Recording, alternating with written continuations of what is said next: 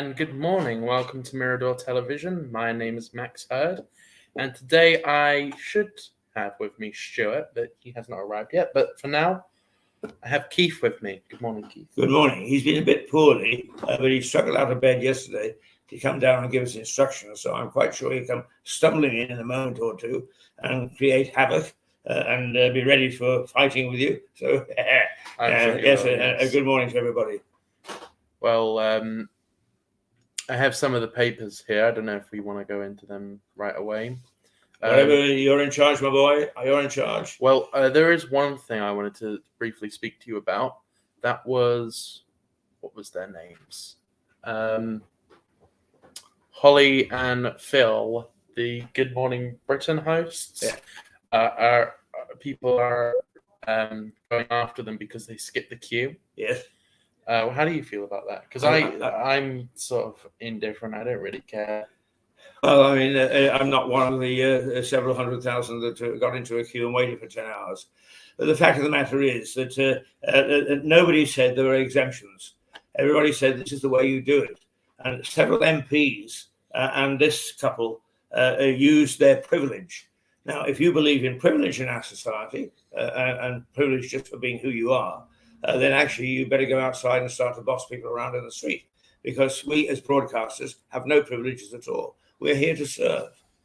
Now, there are things that help us in our job. For instance, we have a pass to get us through police lines, and we are able to phone and get information from various places that the average public wouldn't. But the fact of the matter is in our job, we are here to serve. So are MPs.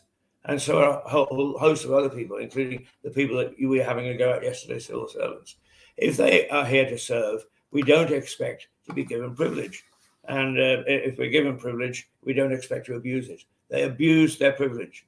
And if they don't have a better sense of their duty and their role, that they are there to serve, which is a word that seems to be forgotten in many instances, those people who are in positions of supposedly serving us, then they deserve to get slapped.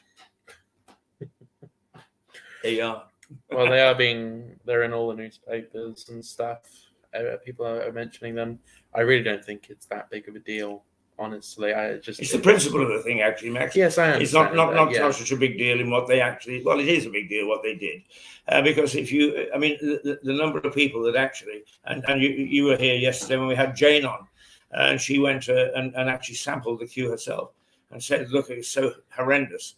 That she couldn't hang about because she would have to come back from London at 3 o'clock in the morning or 4 o'clock in the morning. The queue was, and then suddenly these couple just wander through without much as how do you do? No, I think it's wrong. Yeah. So there. I mean, the queue was 5 miles long. Well, so I wouldn't want to stand it. If I had the opportunity, I probably would have done the same thing.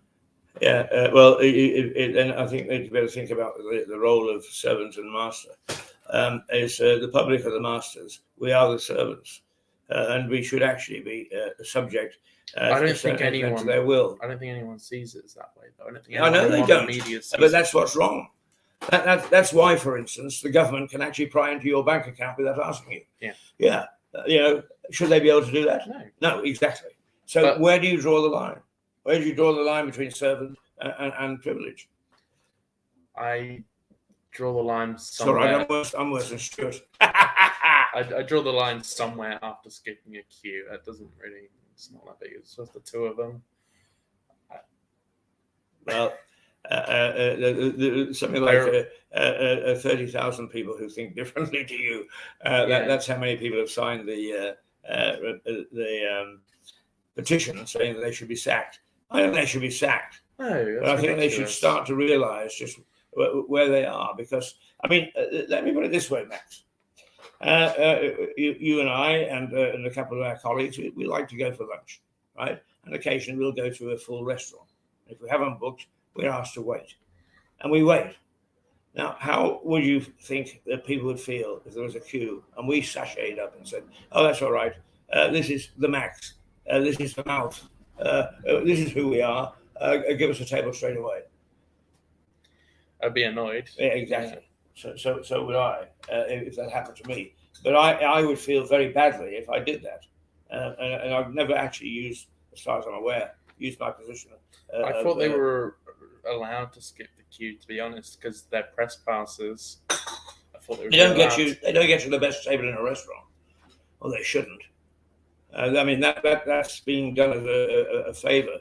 They do a lot of the time get the best sort of seats, just because of who they are. Just because it happens, is it right?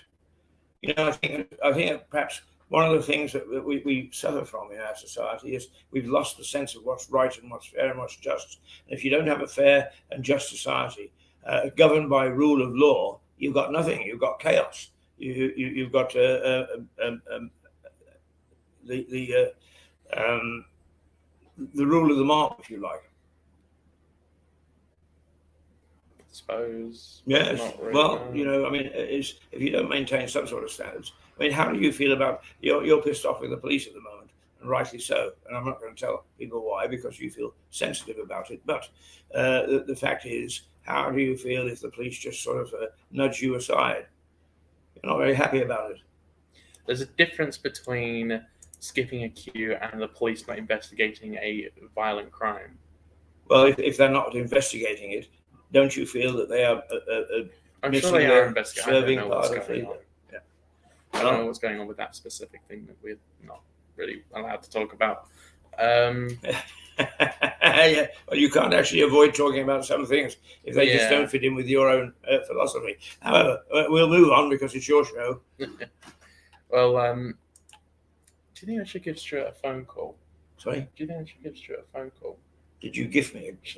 Do you think I should give Stuart a phone call? Oh, could I give him a phone call? I will. Oh, I can do it. No. No, well, you carry on with the program. Okay. I'll give him the call.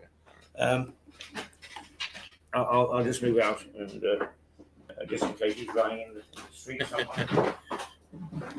Oh, Jesus. You knocked that down. All right, so we have the first paper here from the Daily Mail.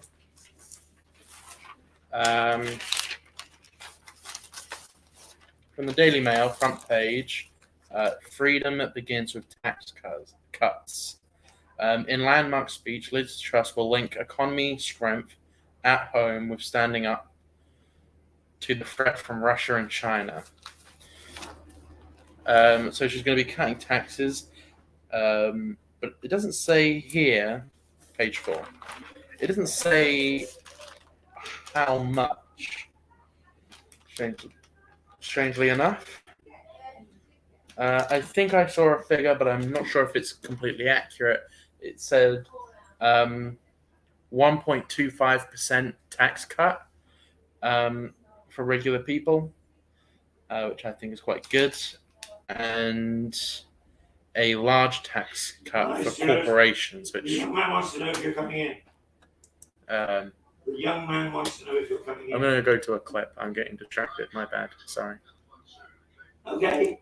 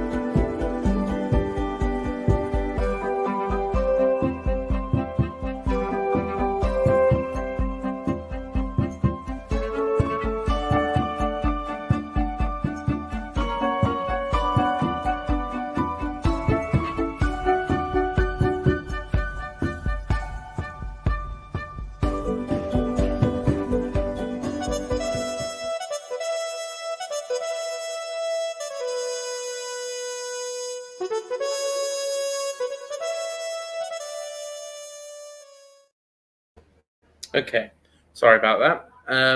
I was just looking for the article I was referring to a moment ago. I found it here from the BBC.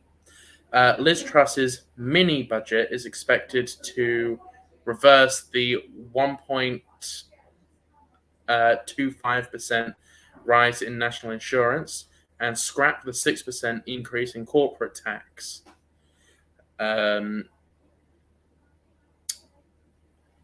So she's not actually lowering taxes. she's just not raising them, which is not what we asked for. But that's what you get when you are. That's what did you expect? What would you have liked her to do? Not just. No, I'd like her to cut taxes. Which taxes? Income. Sorry, income tax. Right. I mean, that's fair enough. How much would you like it cut by? A decent percent. Well, it's 20% at the moment for people the likes of you and I, who make a pittance compared to other people, and it's 40% for those over X thousands. I forget what it is. I think it's over. So 30... what would you like to see a reduction on the 20%? To start off with, well, if I was Prime Minister, I would cut the taxes for the 2 or 3 lowest income brackets. Right. I would cut it by 50%. 50%. Yeah, you would really have taxes down to 10%. Yes. Okay. So then you call your Chancellor in and you say, right, we're cutting taxes by 10%. And he says, well, hang on, we've got to pay for these things. What's your response? We can cut a lot of things anyway out. We spend expenditure. Yeah, right. Okay. We spend a lot on useless things. That would balance the books, all right. It would. What expenditure would you actually cut? There are a lot of NHS administrators that need to go. There are people who.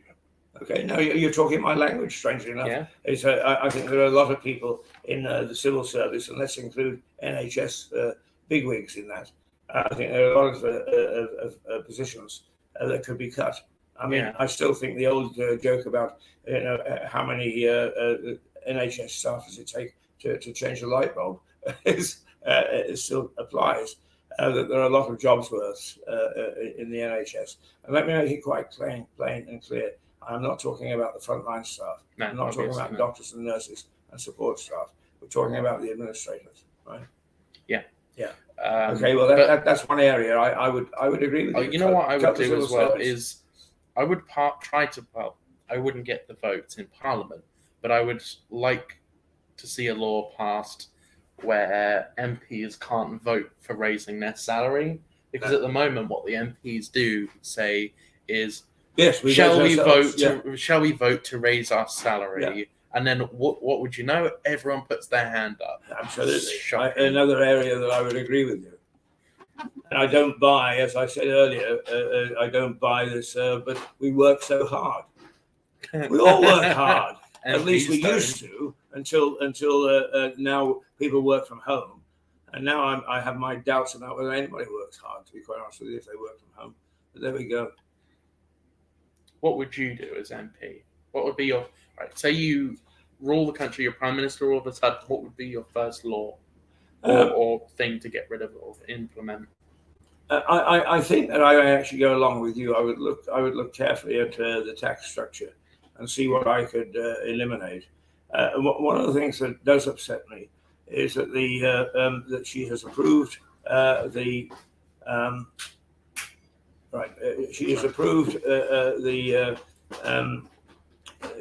tax cuts or taking the cap off bankers'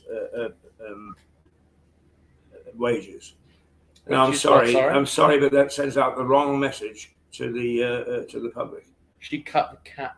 She's taking away the cap on bankers' bonuses. Now, I have a particular thing about the banks.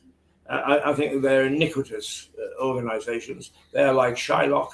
They aren't at all fair in their dealings with the public.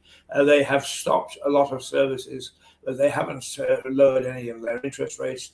I mean, one of the things I would do is I would actually say you cannot sell a credit card or a bank card or any other of your instruments for more than 20%, because some of the rates are iniquitous. They're 28, some instances 30%. You're paying in your repayments. I remember Amiga loans got shut down because they had interest rates on their loans for something like 1,100% increase. Well, they should be shut down. They were. Yeah. But I mean, the banks, people say, oh, well, they've got to make this money and so on and so forth. Well, Lloyd's alone, according to the statistics that I got, made £8 billion profit last year. Now, you say there are, what, let's say 6 major banks.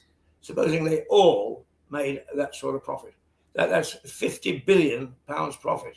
And they can't lower tuppence to me for borrowing on their money. It's a bit of a nonsense in my view. I am terribly, terribly anti the banking system as it is at the moment. But you know what Liz Truss has shown to me in her first move is that politicians are scared silly of bankers. They're scared silly of the banking industry. Yeah, who do you think finances them? Oh, who does finance them? The bankers. Well, that's why they're so kind to them and so generous. Oh, yeah. I mean, I see what you mean. See what you're asking. Well, yeah, yes, of course. I mean, yeah, that's partly it. But also, I mean, if you've got a lot of money, you've got huge power. And the amount of money that sloshes through the city of London in a day quite often outstrips the overall turnover, if you like, a budget of a small country. I mean, it's huge. It's huge. Yeah. And they run for cover. But they shouldn't run for cover. What they should do is split things in two. The commercial banking, which is where they lend overseas and take risks and so on. And we quite often have to go and bail them out. And retail banking, where you're talking about the people in the villages and the towns, the people that come in through the front door to do some banking. They should be treated in a totally different way. Mm. So that would be one of the first things I would do. Yeah. And actually, I mean, I'd probably be out of a job in a week once the bankers got after me. But nonetheless, you would, yeah. Somebody has got to. I mean, they're very powerful. Yeah, they are. But the most powerful organisation in the land, if it puts its mind to it, is the House of Commons. That's where the power lies.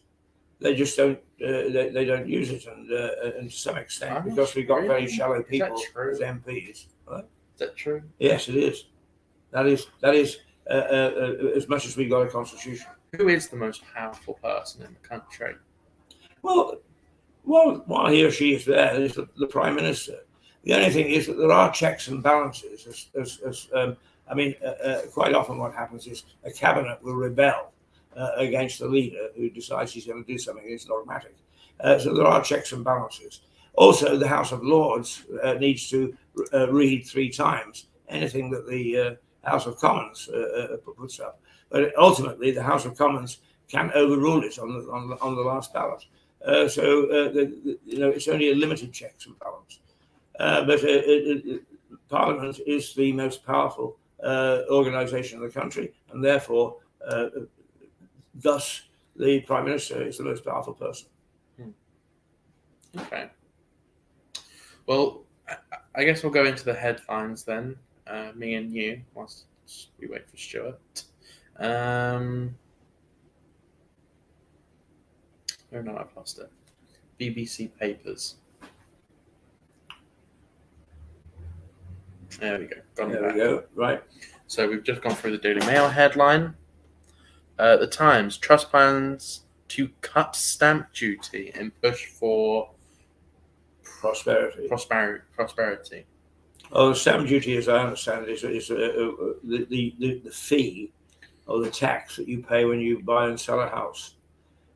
So what she's saying is, if we cut the stamp duty on the sale of a house, it'll make it easier for people to sell and buy. What she's saying is, it will then mean that more people can get onto the first rung of the ladder. Well, whilst I am very happy with that, it says Truss to cut stamp duty. Cut by how much? It's always like, I'll cut taxes, and then they get into office. We're going to cut taxes. Oh, but by 0.1%. Yeah, and it's like, that's not helpful. It depends really on. If in fact you are taxed, say £10 or something, and you're there's a cut of 2% or 3%, it's helpful because you're paying a tenner.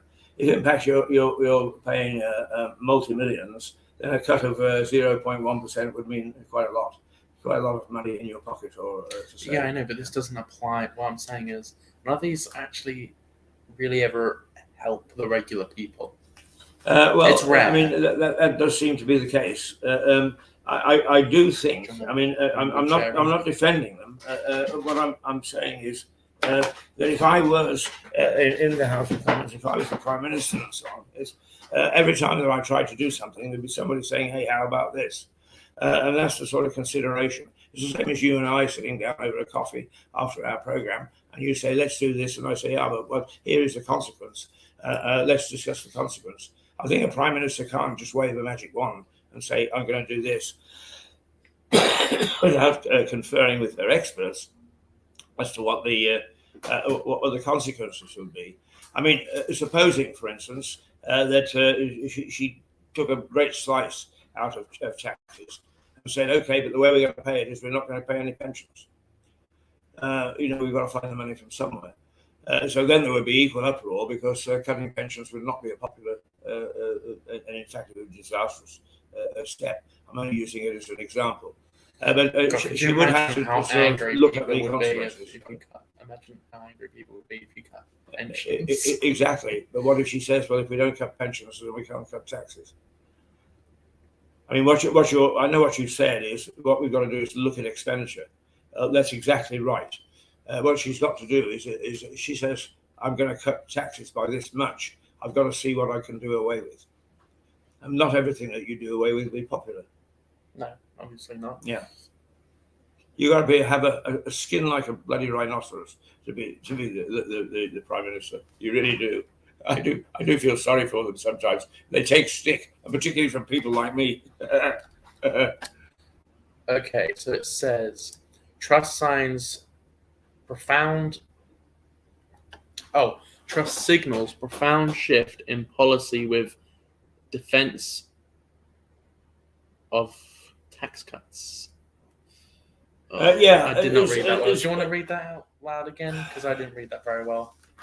Okay, the headline: Truss. I'm as bad as you. Signals profound shift in policy with defence tax cuts. Or with defence of tax cuts. Now, for instance, normally what happens with if you get a Labour government in power is they increase taxes because they believe in public spending and public ownership and so on. So traditionally, but this guy wanted to raise taxes as well.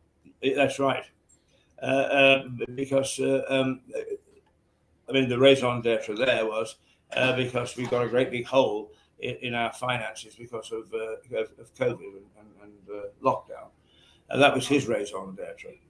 But what Liz Truss is doing, actually, she's being a conservative. Conservatives, in the main, believe in laissez-faire. In other words, the less the state interferes in a person's life or in civil life, is the better. So what she's saying is, let's cut taxes, and basically what will happen is people will then have more to spend. That will boost the economy because the high streets will become alive again, for instance. Spending will go up, jobs will increase. That's the theory behind it. Doesn't always work, but it does sometimes. Okay. Mind you, Joe Biden has taken out and said, no, this is the wrong thing to do. What, raise taxes? To cut taxes. Oh, really? Well? Yeah. I mean, he's what I think he's quoted as saying is, "I'm sick and tired of these dribbly policies on the economy." Now, that's what I was saying a little earlier. Is that there is a vast difference between the economy as the Americans see it, being a very rich and powerful country, and the way we see it being at the moment a bit of an impoverished country and so on. So it's different horses for courses. But unfortunately, you're fond of quoting the World Economic Forum. Is world economics, global economics, are really tied in with one another. Even Russia and China. I mean, when you consider world economics, is the reason that we're all getting a stiff energy bill at the moment is because of Russia. So we're tied in economically with Russia. It isn't just because of Russia. There are other things, but yeah, there Russia, are other factors. But a large part of it is they've cut off a lot of our suppliers. So the law of economics is you shorten the supply and the price goes up. I mean, think of it this way: supposing that apples disappear from the shops, and then just a few apples come back into the shops, the shopkeeper won't charge you tuppence for an apple the way it was when there were lots of apples. He'll charge you £1 for the apple because they're scarce. I mean, that basically is the very raw economic circumstance with Russia cutting the gas supplies. So that adds to our misery. So we can't live in isolation. But that doesn't mean to say that we can't look at the tax situation or the economic situation for our own country without necessarily being driven by what is good for the United States. Okay. Well, what does this word say here? Beginning with R. Reaganomic. Reaganite. What the hell is a Reagan? What? Sorry? I don't know what that word means. Right. Well, it's actually a manufactured word because what they're saying is that in the 1980s. Oh, Reaganite. Yes, Ronald Reagan. Okay. Yeah. All right. Let me read the headline first. All right. Biden rejects PM's embrace of Reaganite tax policies. Yes. I'm sorry, Ronald, if I mispronounced your name. Yeah, I was confused. I've always said it was Ronald Reagan, but Reagan, really? Mm-hmm. I've never heard anyone call him Ronald Reagan. Well, if you lived in the States, you would hear that. Interesting. Okay, Reaganite tax policies. Okay, I don't know what Ronald Reagan's tax policies. Well, he and Margaret Thatcher got along very well together. I mean, they were in favour of lower taxes, selling off what are known as the family jewels. Nationalised industries and so on and so forth.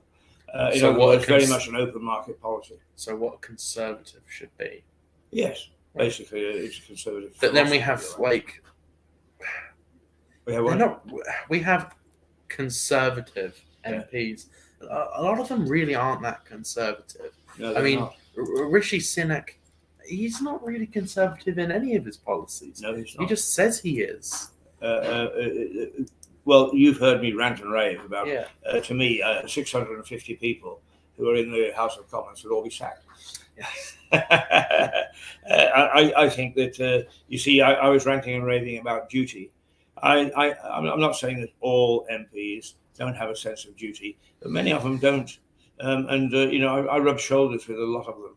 And I like them as individuals, but their view of where they are, what their role is and what they can look after themselves is very different to mine.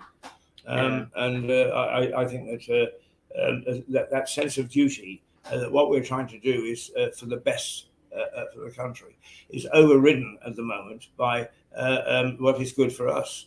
And if I can just go back to the fall of Boris, there is still a rump in Parliament that want him prosecuted because of his ice cake and his half bottle of champagne and his packet of crisps. It's over, done with. Please get on with the things that are bothering us: energy costs, cost of living, interest rates, the inflation. All those things need their attention. And what are they doing? They're playing silly politics with. Should we still go after the Prime Minister? That to me is, I would throw those people out. They're not Conservative, they're not Labour, they're not anything. They're Mimi. In fact, I think there should be a Mimi party that these people can join. But no one will vote for them, so they're not going to do that. Representative, isn't it? That's what I'm saying. It's got some element of truth.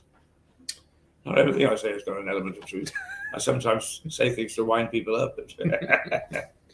Okay, so mortgage rate shock as Truss cuts taxes. Right. Okay. Yeah. Let me read the sub-headlines here from the Eye. Interest rates predicted to rise by 2% points in the next 4 months, starting with a 0.75 point increase expected tomorrow at the Bank of England. Base rates climbing to 3.75% would cost an average of £200 extra a month on the tracker details.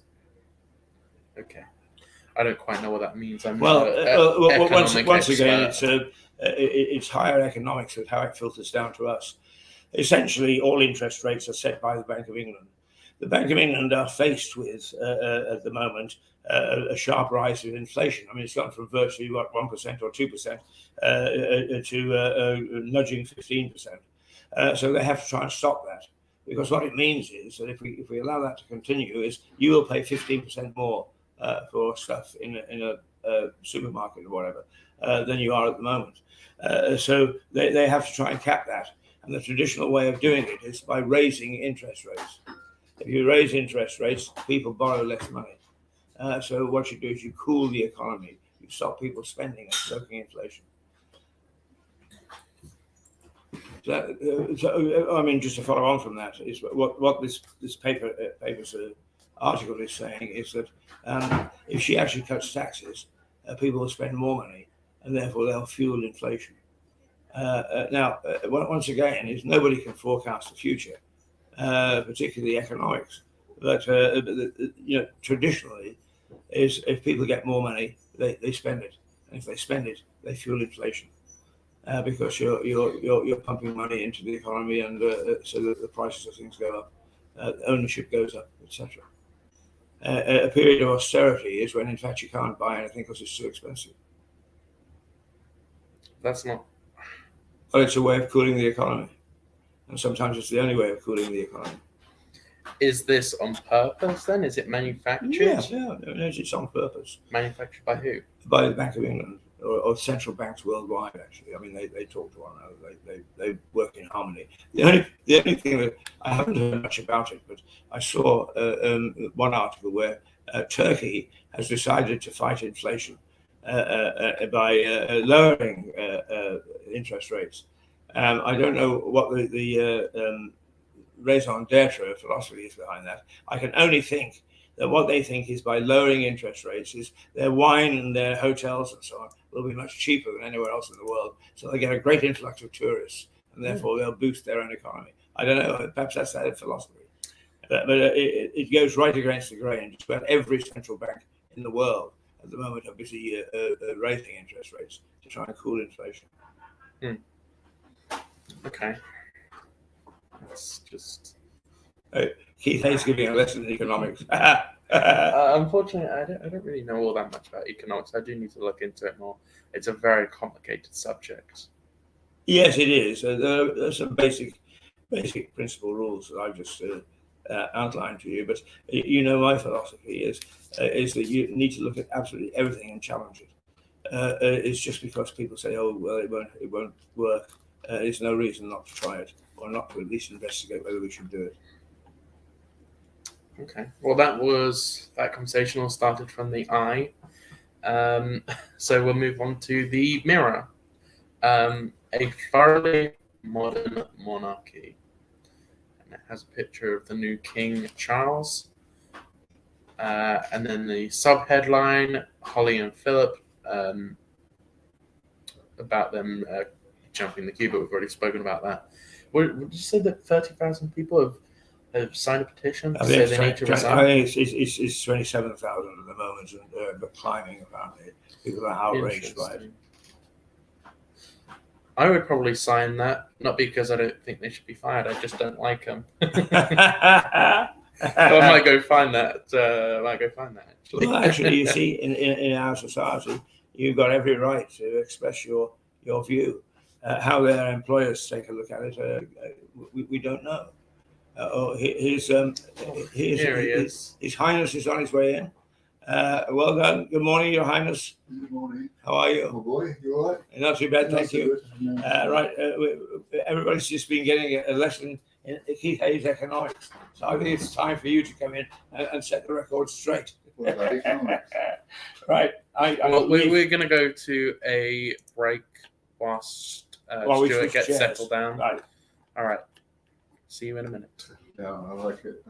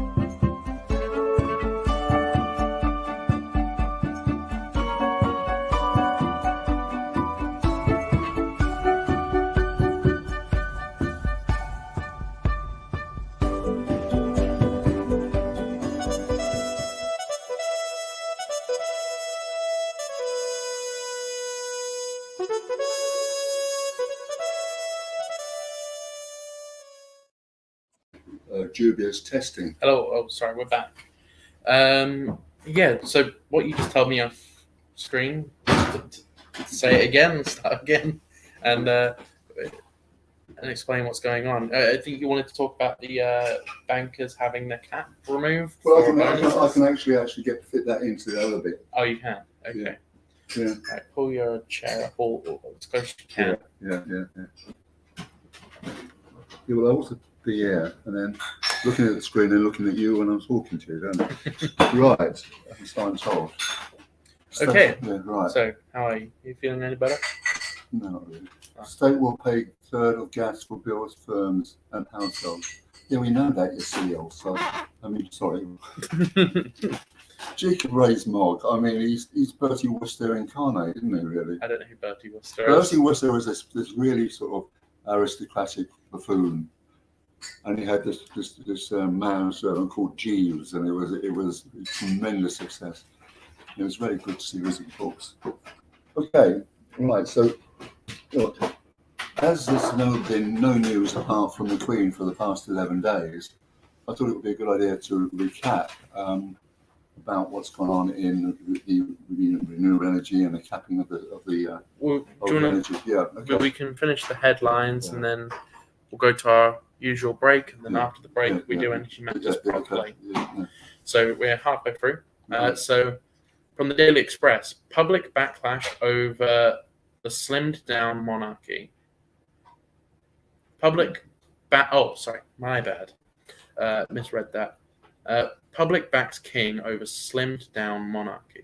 That sounds really ridiculous when you think of the popularity of the Queen and the support for her, and how can they actually say public backs king? I got it wrong. Sorry. Yes, of course. He's been doing that for ages. There's nothing new in that. When he got rid of the Duke of Kent and all the rest of it. Do you remember back in the day when that balcony was full? Absolutely full. It was almost tiered, and all those other people like the Duke of Kent and the Duke of Gloucester and the Duke of this and the Duke of that and God knows who else. He said, "We don't need all those people on the what's it. More or less, we got to pay for them." He doesn't like that. I think that's the public would believe that, given the reverence for the Actually, Queen. I haven't spoken to you I haven't spoken to you about it since the Queen died. Yeah. How did you feel about the whole situation? Well, I think that the Queen is a good thing in a sense, that I've explained to you before, because I think when you have somebody who's both head of state and head of the government, you get into a tremendous mess. Think of America, where Trump was both, and what a mess came of that. Think of France, where they've got president. That's a mess. And so it's a very good thing that there is a separation between the king and Queen. The king and the Parliament. The point was, she was very, very popular for a number of reasons. Ones obviously we know that she was very good at this thing. She did amazing things and so forth and so on. But more than that, she actually did, in fact, engage a whole population, it would seem, that really appreciated what she's done, really, to this country. And she's much loved. On the other hand, Decaf. Yeah, thank you. And the other thing is that the point is that we do have a deferential society. People even now sort of beg and things, say to their bosses, God bless you, Governor, you're a real toff. We defer to people because they're aristocrats. They're called lords. They go, "Oh, hello, my lord, hello this, hello that." And I don't like being part of a deferential society because I don't like the class system. I think the class system is the worst curse on our society. Well, you'll never get rid of it, though. Well, why not? No, it's impossible to get rid of. You can't get rid of a class system. It has become watered down over the years, largely because of the 1954 Education Act, when when Butler made it possible for equality of education for poor people and rich people. Okay, and that was a good thing. And generally speaking, people Is that grammar schools? Huh? Is that grammar schools? Grammar schools, yeah. Basically, yeah. But, poor people could go to grammar schools, that kind of thing. And, because there was quality of opportunity. And also, there's been more quality of opportunity for various reasons. That's good. But as you say, yeah, it's still there. But then it becomes a little bit of a joke, where some great aristocrat has gone bust, and starts doing silly things like, going on television and talking and all kinds of things like that. Just because you're a lord doesn't mean you've got any common sense. No. But that's my own personal feeling. And secondly, how would you get rid of the class system anyway? Apart from you would communism? just hope it erodes by behaviour. But one does not go knee down when they think somebody's superior to them. If you revere a footballer. I mean, I have some very successful and famous friends, but they're just friends. I treat them just like a friend. They treat me like a friend. They don't actually say, oh, Stuart, you've got to bend your knee when you come and meet me. I mean, we get, it's like that. So I think basically it's eroding, and I think that's a very good thing. But as you say, it's still there in a way. Well, the other point about I don't think the royal family, another thing, bring an awful lot of tourism in it and an awful lot of money. And I think the way that Liz Truss is behaving and blowing it all over the place, I think it's a rather good thing that the Queen could bring in a few bob. Mind you, she does hang on to quite a lot of it, realise. She's worth about 600 billion or something. So you've got money here, and then you've got Prince William now has got a bloody great estate in Cornwall. God. They're not short of a bob or two, are they? No, they're but pretty they well do, off. But they do bring in a lot of money through tourism. Tourism is a huge industry now. Globally, it's the most money-making industry of all. Because, really? Yeah.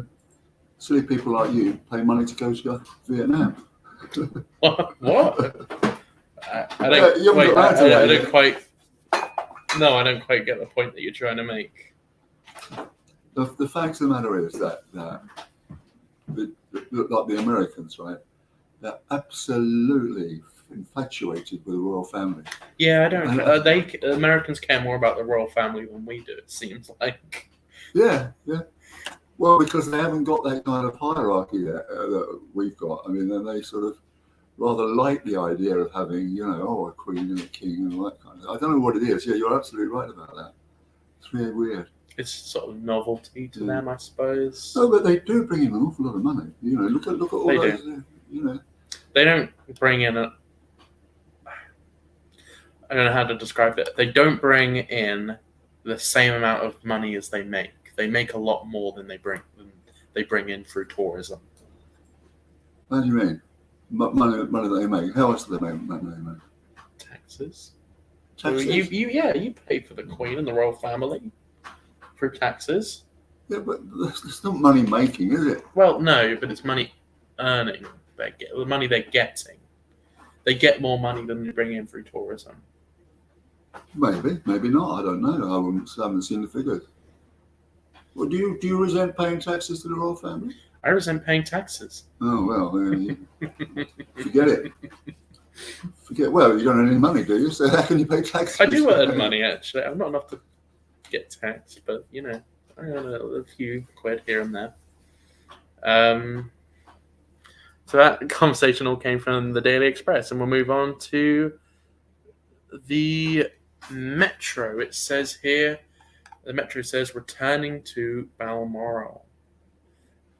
Let's see this. Let me zoom in. The king files back to the estate where his mother died to mourn her in private. Yeah. I mean, he certainly has had a lot going on, like just a few days after his mum died. I mean, that seems very stressful, to be honest. Well, very stressful, I would have thought, yeah. Particularly with those bloody millions of people hanging about, raving at him. Yeah, did you see that guy got arrested for calling Prince Andrew a nonce? Well, I'm not sure that's an arresting issue, quite frankly, what people think of Prince Andrew, but there you are. Well, actually, technically it is. You can be arrested under speech violations. So that's great. Well, that's up to him, isn't it? If he wants to get arrested, that's fine. Most Well, people, no, I don't think that's the issue. I think the issue is people aren't getting arrested for saying words. are getting arrested. Yeah, he got arrested for calling Prince Andrew a paedophile. So you don't agree with that kind of arrest, then, do you? No, I don't. I don't agree with being arrested for saying words that people find offensive. I am for free speech. No, that's a very serious thing to do. Whose interpretation is a word that is offensive? Exactly. That's why. If I called you a prick, would you feel that was offensive? If you meant it, then Would you? I suppose. Would I have to pay for that then? Technically, that would fall under. It depends how severe or what you say, but that would fall under the law of Section 127, the Gross Offence Act. What are you? We don't have free speech. Did you get a degree in law? No, but I've. Okay, I'll talk about it. I have been under police investigation for wrongthing. For what? For my thoughts, basically. Your thoughts? I did have it. I was investigated by the police because I had speech violations. What speech violations? Saying things that aren't allowed. Like what? I can't go into it too much, but it wasn't that bad. I will show you what I said off air, because I don't want to get re-investigated. But it was really not that bad, honestly. Well, you must learn how to behave in civil society, Max. But should you be arrested? You lived in a very small town, right? Yes. Well, it seems to me you were all bloody inbred apart from anything else. That's why you've got squidgy little eyes like the people from Tristan da Cunha. All these people marrying one another, you know. And then you've got the dads, you know, or the uncles doing, and then giving the babies to the nieces. And they look a bit weird as well, you know. Do you think people should be arrested for speech? Well, I don't know. I don't know. Well, of course, if somebody says to me, you're a fucking arsehole, you're this, that, and the other, no, they shouldn't be arrested. But what should someone be arrested for? Well, not that kind What kind of speech should someone be arrested for or investigated by the police for? I have no idea. But why don't you tell me, as you seem to be very, very knowledgeable about the law? About the law. So I don't think anyone should be arrested for speech, ever. Why do you think it's a breach of freedom of speech? Yes. Really? Yes. Getting arrested for saying words is a breach of freedom of speech. Right, yes, absolutely. No, look, listen, lad. It's about what words, isn't it? But then that's not free speech. Yes, I agree with you. So can you give me a list of words that are not free to speak? For example, causing gross offence, and it doesn't have to be specific words. It can be phrases, or it can be derogatory to groups of people. Yes. So you can get arrested for saying derogatory things to the black community. For example, the black community, the LGBT community. People have been arrested for saying things against them. People Really? have been arrested. Have they? Yeah. Really? If I went up and said to a black person, "You're a coon," would I be arrested? Yes, you would. Oh, really? Yes. Oh, well, it's never happened to me. Have you been calling black people? Oh yeah. Oh my God. All the time. Oh God. You shouldn't be playing football, you bloody coon. Oh my God. I know you're joking, but you can't say that. I just said it. Oh, actually, you're not a coon, though, are you? No. Oh my God, Stuart! Seriously. Well, you bloody think like one, honestly. I mean, what? We better get somebody to call the policeman and see what he thinks. Oh, God. Well, be careful because you might. It's happened to me before. I'm about 3 times older than you, and it's never happened to me. So Yeah, because these speech violations are a new thing. Right. These have only come in within the past 5, 6, 7 years. Well, I agree. All you young people who are so rude all the time ought to be locked up. Oh no, I'm not a conservative, by the way. Okay, didn't ask. Very interesting pieces on paper. Now, I was talking to very interesting people, and they said, "Now, what do you think about this? Right? Conservatives have got to go. They are actually going to destroy the economy. They are doing terrible, terrible things." And Mrs. Truss is doing terrible things. Do you think Labour would do better? Who? Labour? Well, I absolutely do, Oh, because, really? as I was pointed out to me, you've got to get Mr. Andy Burnham in charge of the Labour Party, because he would actually make it work. Then you could make Keir Starmer the Foreign Secretary, and Angela Lorena, whatever her name is, because she don't think she's up to being Foreign Secretary, so maybe she could be the equality minister or something like that. Now, bang, off we go, Mr. Trust and Crossy Bang Bang and the rest of them. I mean, they really should go.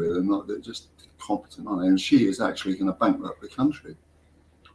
First, you've got the energy executive, right? I've been through this lots of times. They're actually making flipping fortunes out of the energy cap. And then you've got the bankers now. They've had their cap lifted. I don't think Liz Truss is going to bankrupt the economy. I think the person who's done the worst amount for the economy in recent years is Rishi Sunak. He was the one who approved all of this, the COVID regulations. He's the one who printed almost $1 trillion, well, not personally, but approved it. Didn't have much choice, Max. I know he didn't have much choice. He did have two choices, yes or no, and he picked the wrong one. No, bullshit. He had to do something, and he had to do something about furlough. Otherwise, everybody would have been employed. I understand that. I understand that it was the first lockdown. We didn't really know what was going on.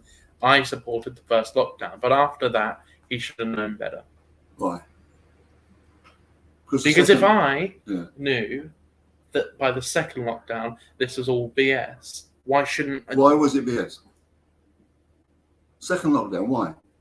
First one was okay because it was a novel virus. We didn't know what was going on. But by the second one, we realised, oh, hang on a minute, this isn't as bad as everyone's saying it is. Well, and that's we wasted a year and a half of our lives under lockdown. That was not true, was it? It was just as bad. People were still getting it. So what? But people weren't dying at an exponential rate. Yeah, people were getting infected and getting COVID, but very few people, in terms of how many people getting infected, actually died. I don't think that's true, is it? It was less than 1%. Really? I know about your 1%. I know about your 1%. What's the 1%? What are you saying about? I don't. Whatever. Okay. Your 1% is your 1%. It doesn't go in a perfect sample, basically. 1% of what? The entire population. Well, how do you bloody well know that? That's crazy. That's crazy. Sorry about it. You can just look at the figures. How many people got infected? How many people died? Oh, look at that. Less than 1%. It's really as simple as looking at the YouGov data. Right. Okay, fine. Well, maybe they should have toned the money down, but still, the money needed to be taken. To be. What needed to happen was to end lockdown after the first one, and we wouldn't be in this mess. Look, you can't just write it off after that first one. A lot of people have now got long COVID. All right? Oh yes, and that's a shame. Yeah, it's a shame, but never mind. They're only peasants. That's what you think, isn't it? No, what I'm saying is, oh well, that's a shame. What's more important is not being in a recession. For a virus that had a less than 1% death rate. I happen to have a degree in economics. You don't, right? Okay. And we are going to be in recession, come what may. right? There's no way of avoiding Yes. it now because of the way they've messed it up. Yes. Right, fine. So what did you say then? That's a way of avoiding the recession. How are you going to avoid it? You're not going to No, avoid the way of avoiding it would have been to end the lockdown after the first one. We wouldn't be in this situation because everyone would be now back you're to in normal. would-be's, aren't you? Would-be's, but it didn't happen. I know So it didn't just talk happen, about- but I was at the very time. I'm not saying, in hindsight, at the very moment after the first lockdown, I went, well, we should be doing this again. Well, we should. We should have put some money into it. We shouldn't have had, after the first one, there should never have been a second, third, fourth, fifth lockdown. Of course they should. Should have been a lock-up. Boris and then Cummings and Truss and a lock-up was what we needed, really, yeah. Okay, well, I can somewhat agree with that, yeah. Yeah, I will look at it. Okay, well, we'll go on to the next headline. Look. She's a very inflationary woman, basically. Look at it. No, let's get back to the energy stuff, right? Right? She's now. You know what happened?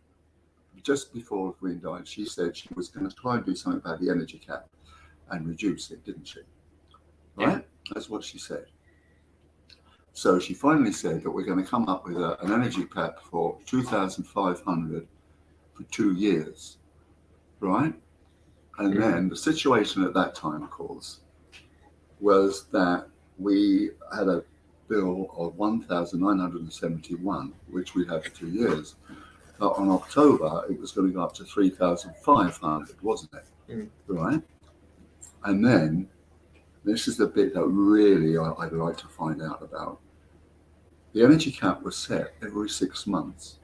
But at that point, they made it every 3 months. That meant that every 3 months, the cap was going to go up. And sure enough, it turned out that the projections were that after the 3.5, there would be another rise in January, 3 months later, to 4.2, right?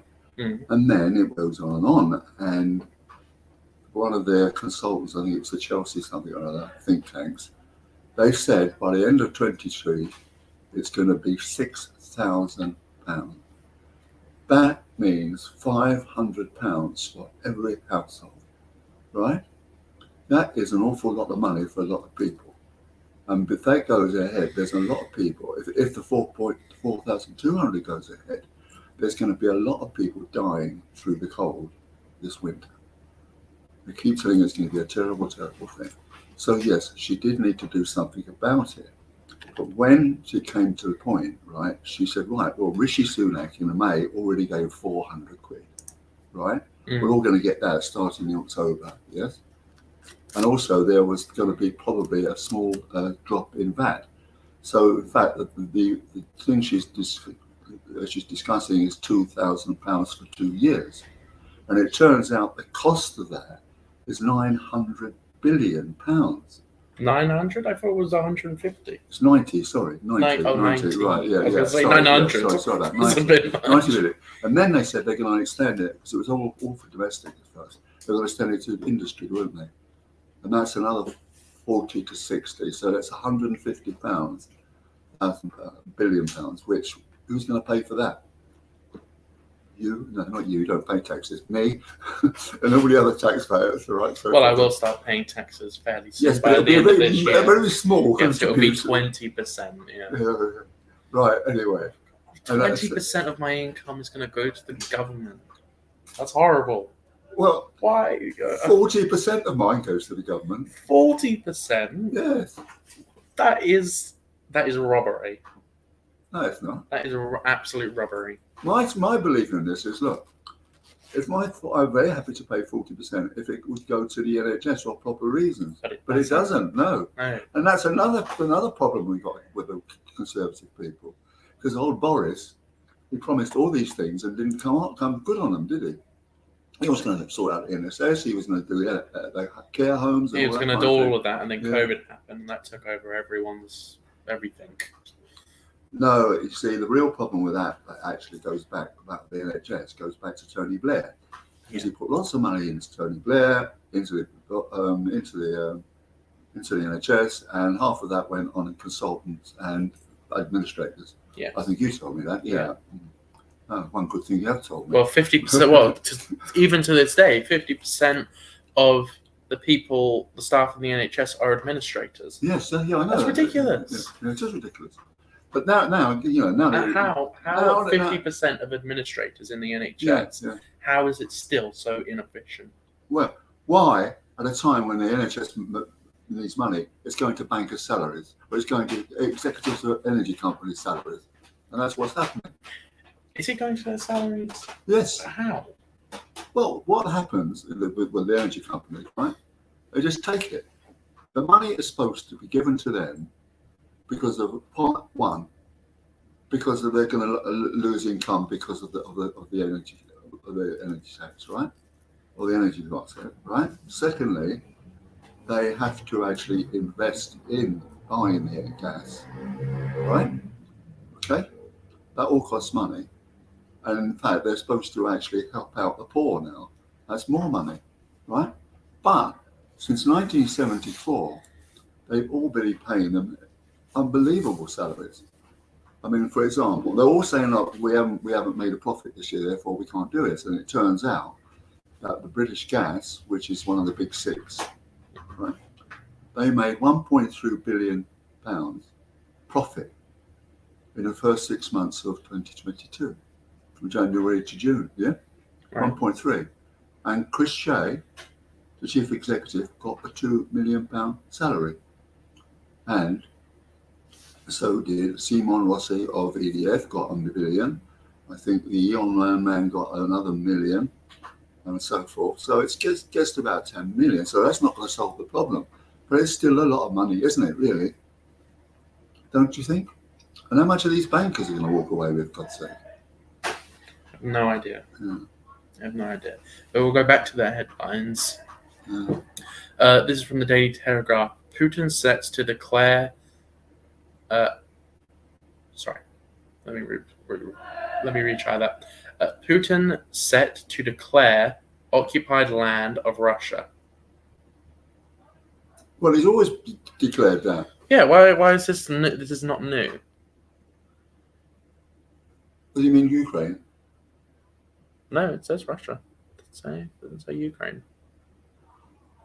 Well, apparently, Keith was saying that he wants to have a referendum to take 15% of Ukraine, and the Ukrainians get the vote to do so. If they get 15%, which they won't get 15%. Come on. Well, I think if they do, all these countries.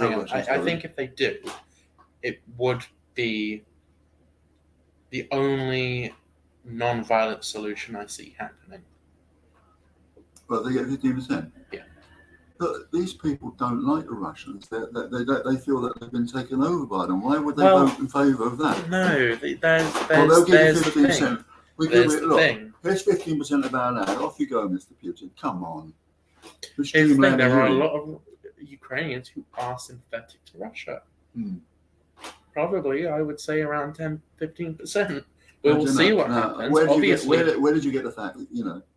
I pulled them out of my arse, basically. Yeah, exactly. Yeah. There are a large amount of Ukrainians who are sympathetic. Did you say I'm an arse? No, I said. Yes, right. No, right. No. That is an offence. That's a legal offence. Gross offence. You called me an arse. Yes, you did.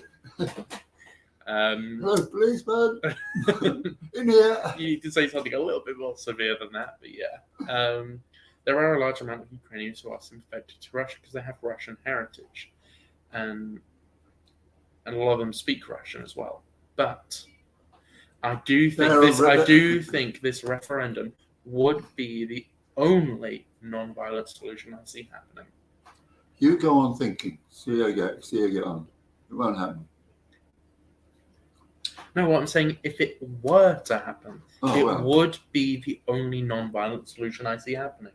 Do you agree, or do you see another non-violent solution? Of course not.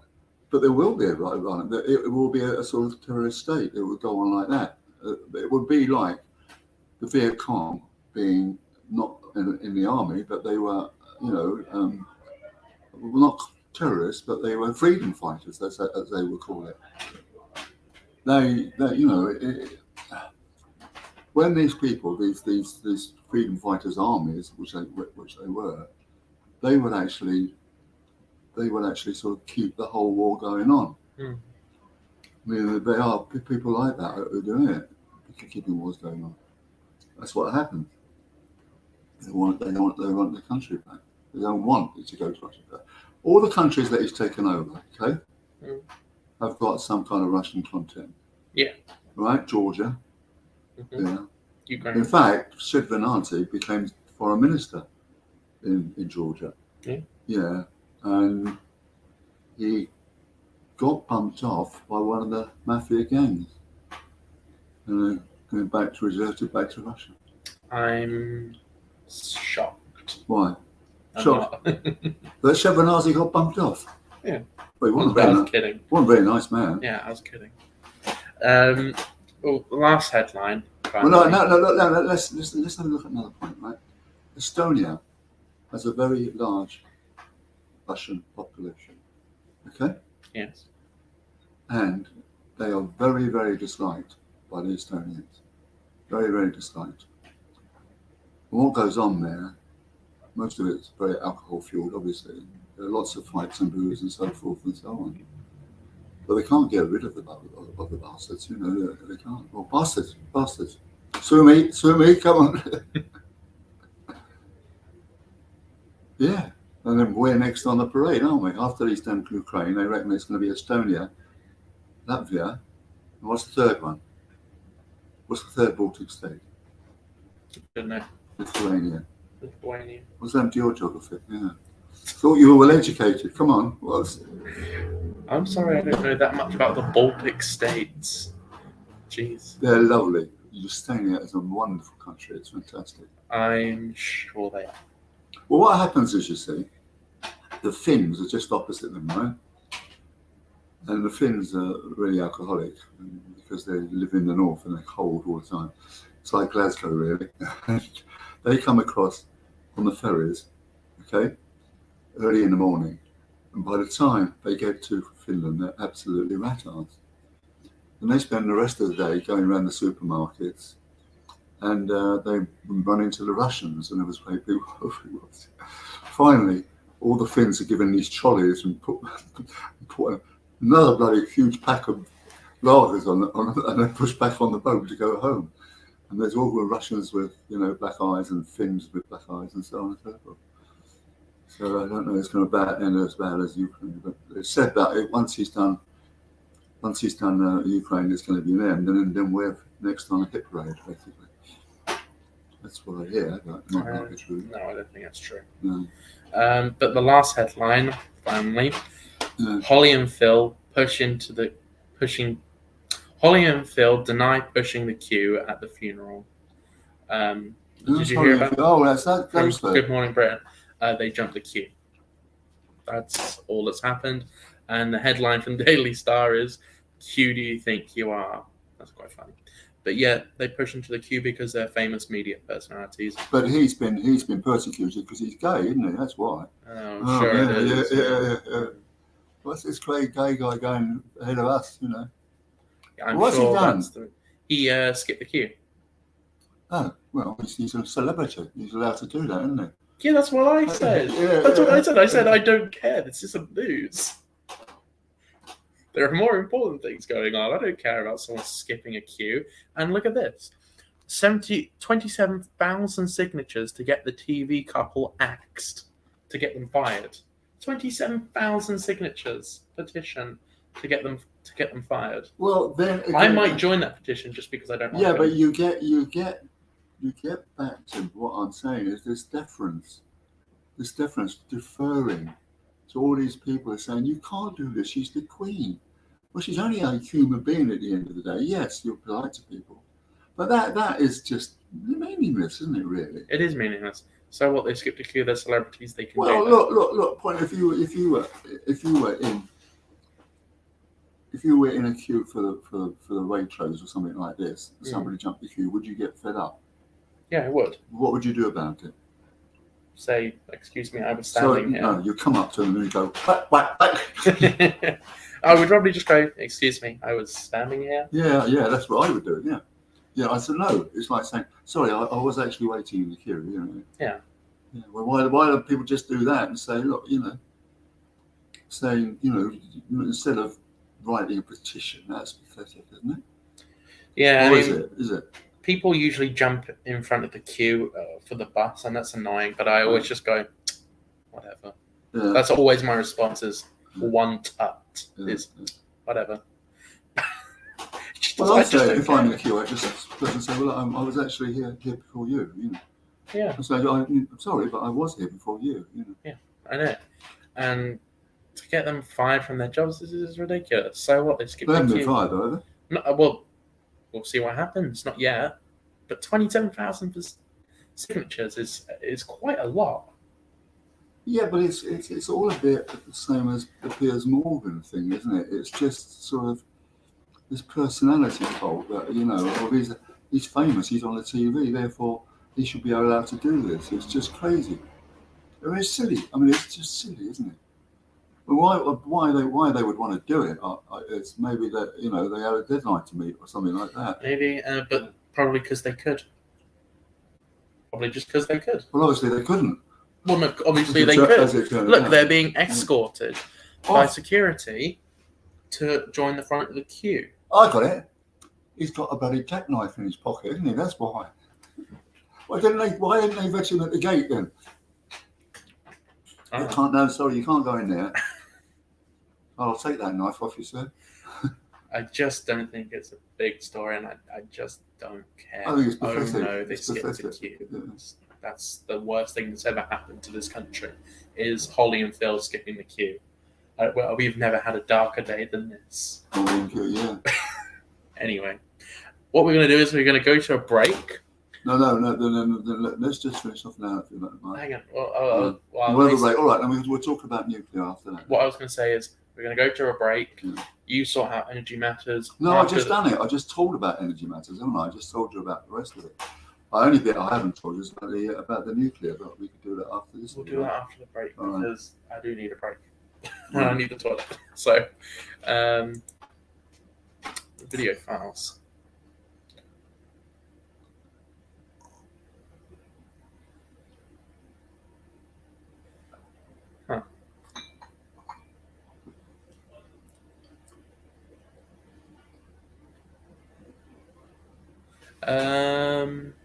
Okay, so we will go to this one. I'm not sure what it is. I think this is the art program that was done a while back. So we'll go to this then and see what this is.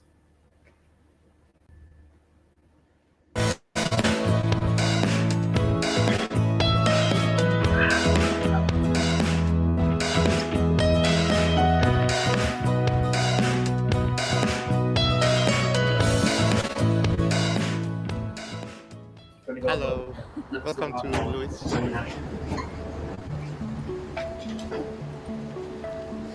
Behind me you can see the cancer research shop windows, but they are unusually empty.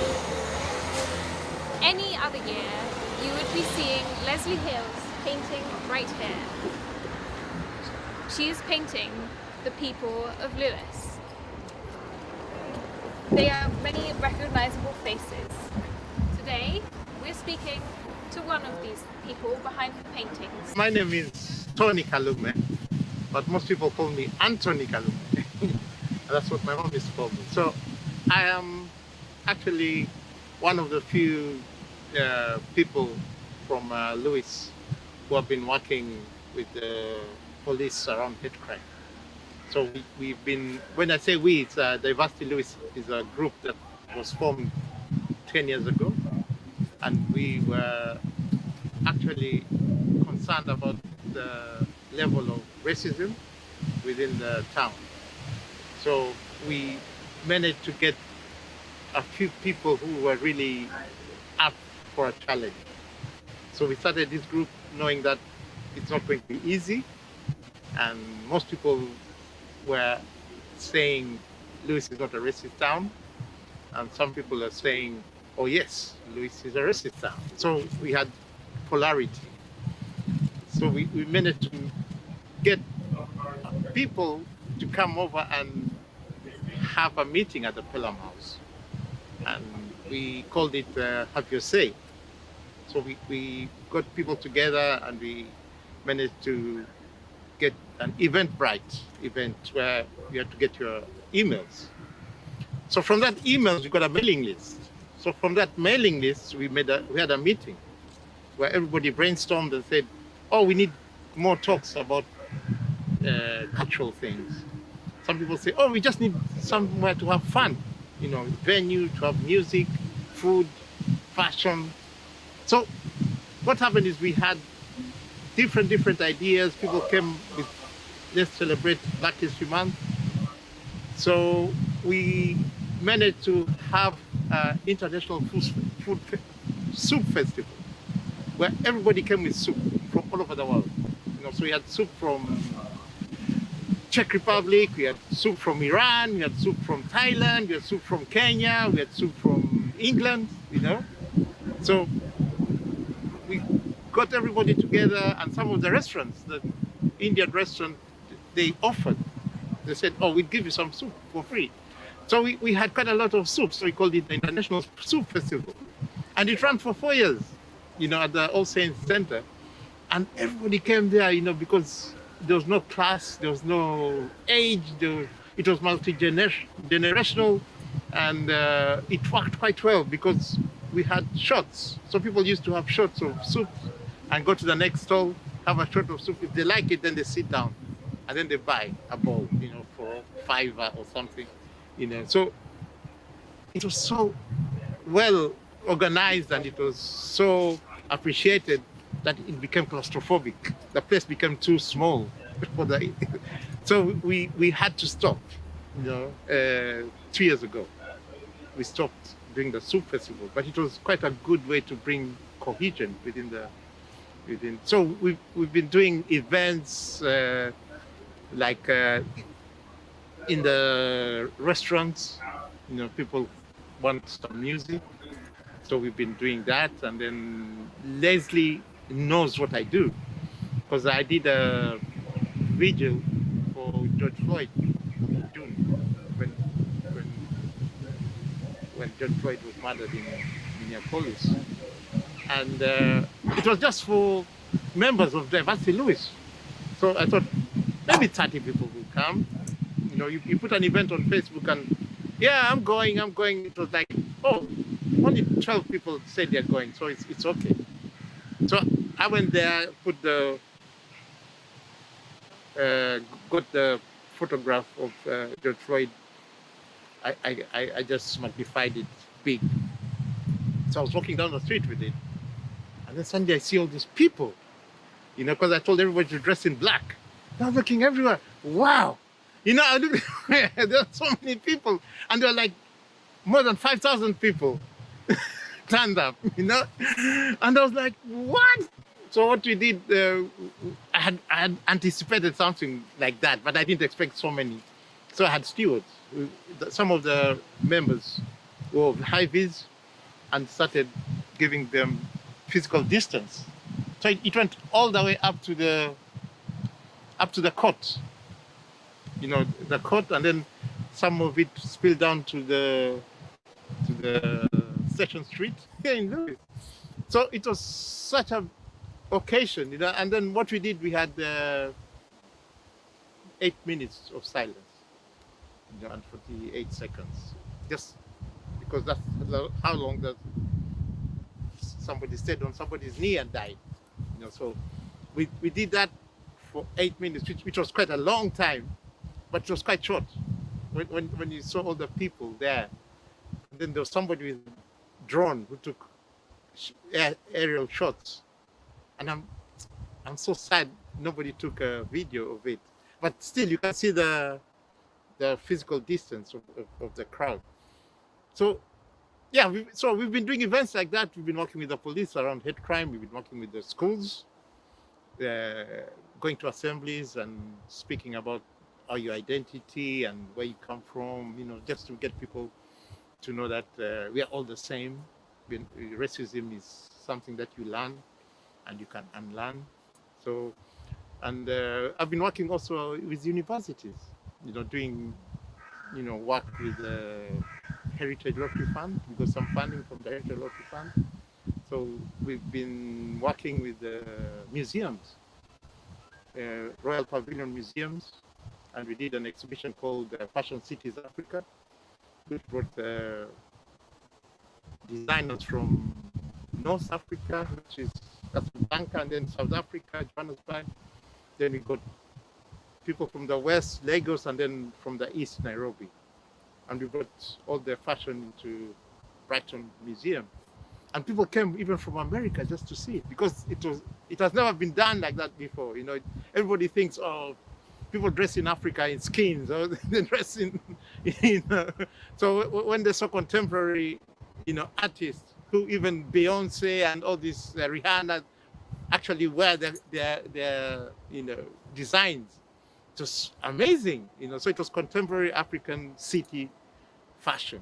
So it was a different look at people and seeing that our main aim is to celebrate our differences. That's what we do. I think that's what Leslie liked about it. When did Leslie paint you? Actually, we met in December last year, and she said, "There's a competition in January. I want to enter, and I need you to I need to take your portrait of you." So I said, "Okay, fine." So I sent her some pictures. She said, "No, I don't want it like that. I want it like this." I said, "Okay, then take a picture then." So she took a picture of the way she wanted, because I'd given her a full. I said, "No, I just want your face, but looking that side." So she came and took a picture of me, and that was in December. And then she said the competition is in January. So I don't know if she submitted it or not, because I haven't seen her for quite a while because of the pandemic.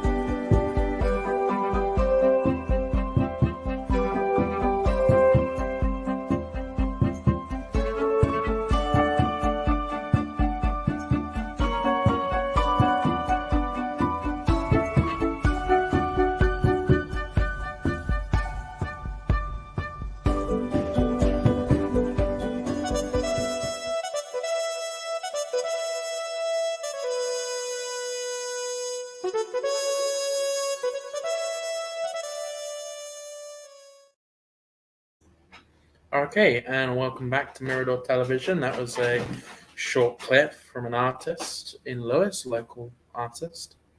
So what we're going to go and do now is not energy matters, because we've spoken mostly about that, but Stuart is going to speak about, it is connected to energy matters, but Stuart's going to speak about nuclear. Yeah. Well, I did mention the name Chris Shea at the end of Energy Matters. He's the CEO of British Gas, and he's just actually opined to one of the newspapers, and I might read this out if I may. Britain should aim to become an exporter of energy, massively ramping up its production of wind, solar, and nuclear power. Sounds Above good. all, right, yeah, sounds good to you, but wait for the rest. According to Chris O'Shea, right now, other papers have been saying this at all. Of course, nuclear energy has been very unfavourable for a long time, particularly after Fukushima in Japan in 2011. But then there were other problems and so forth. But it's not so much of these accidents like Chernobyl and so forth and so on that's really turned us off. It's really got the problems with nuclear. It's all other kinds of things. One of them is the incredible cost. Now, if you think about it, Hinkley Point, which was financed largely by the Chinese, was 18 billion pounds, right? And EDF has a credible reputation for lateness. Hinkley Point is 10 years overdue, and it's really not going at full time, right? Yeah, fair and true. And also, its reactors are under suspicion of not being totally reliable. And the one in Flamanville in France has had to be shut down because of that. And also the one in Finland is not doing so very well. So there's two sort of ticks against them in many ways, and that's why they have to keep with it. Now look, what happened basically when nuclear was really, really out of fashion, it started to come back. And when just before Mrs. May was to become Prime Minister, and George Osborne, who was then Chancellor of the Exchequer under David Cameron, he did a deal with the Chinese.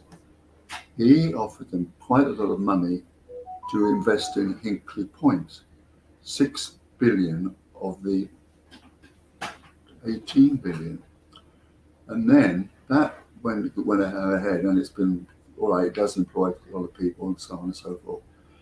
But it's very, very on and off about whether it's going to really work. And also, you see, the deal that the government put in some money things upon, the deal they did was a contract for difference. Now, many people don't know what that means.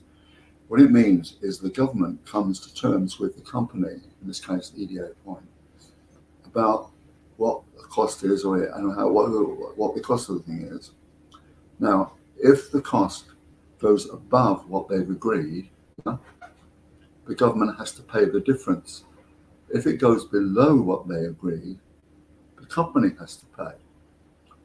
Otherwise, when I say the government, it's the taxpayer, because the taxpayer funds this contract for difference by a certain amount. The cost of it is 154 a megawatt hour sort of thing. So what happened was that George Osborne then said to the Chinese, we'll invest in Hinkley Point if we could make 3 more nuclear plants under our own specification. By this time, when it all went through, Mrs. May was actually Prime Minister. She went to America and she got the most amazing bollocking from the State Department. Look, so that's a naughty word, okay? right. Nuclear and naughty words. Right, okay. And what do you mean you're giving China the right to actually build nuclear plants on British soil? They could send a ballistic missile across to us, for God's sake. So anyway, that didn't go down. Was a terrible idea. Yeah.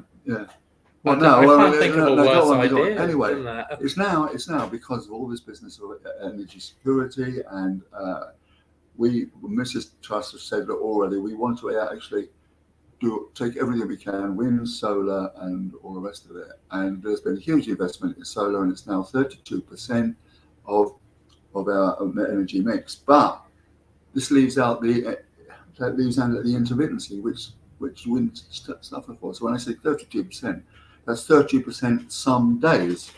Are you with me? So that's one thing. But then when you go back to nuclear, everybody's thinking, oh, well, this is a good idea because it's not carbon, it's not carbon emitting, but it's not renewable. It cannot be classified as a renewable because uranium runs out. Okay? Yeah. So there's strontium as well, which is the other thing which is now being used in it. So it's now a bit more popular. So there's an idea. I think Boris said 8 ones, but I think other papers are saying there's 5 that's going to happen. Now, the deal that George Osborne did was three ones. One was Sizewell C. There's already Sizewell B. I know that very well because we got a holiday home just next to it, which is really boring and frightening, I must say. Quite walking through Well, we walked through the forest. We slightly got lost. We were in Minsmere, which is this bird sanctuary, very well. Yeah. And I swear to you, there was a bloke came out of his house. He looked like a hillbilly, And I thought, we're walking through this wood, me and Leslie by ourselves, and I really got really, really, really frightened it was like a terrified forest. You know, that the forest was terrified of you know, I can't explain it. It was just weird. So anyway, so that size will be. And the other next one was well, the other one was Bradwell on Sea in Essex.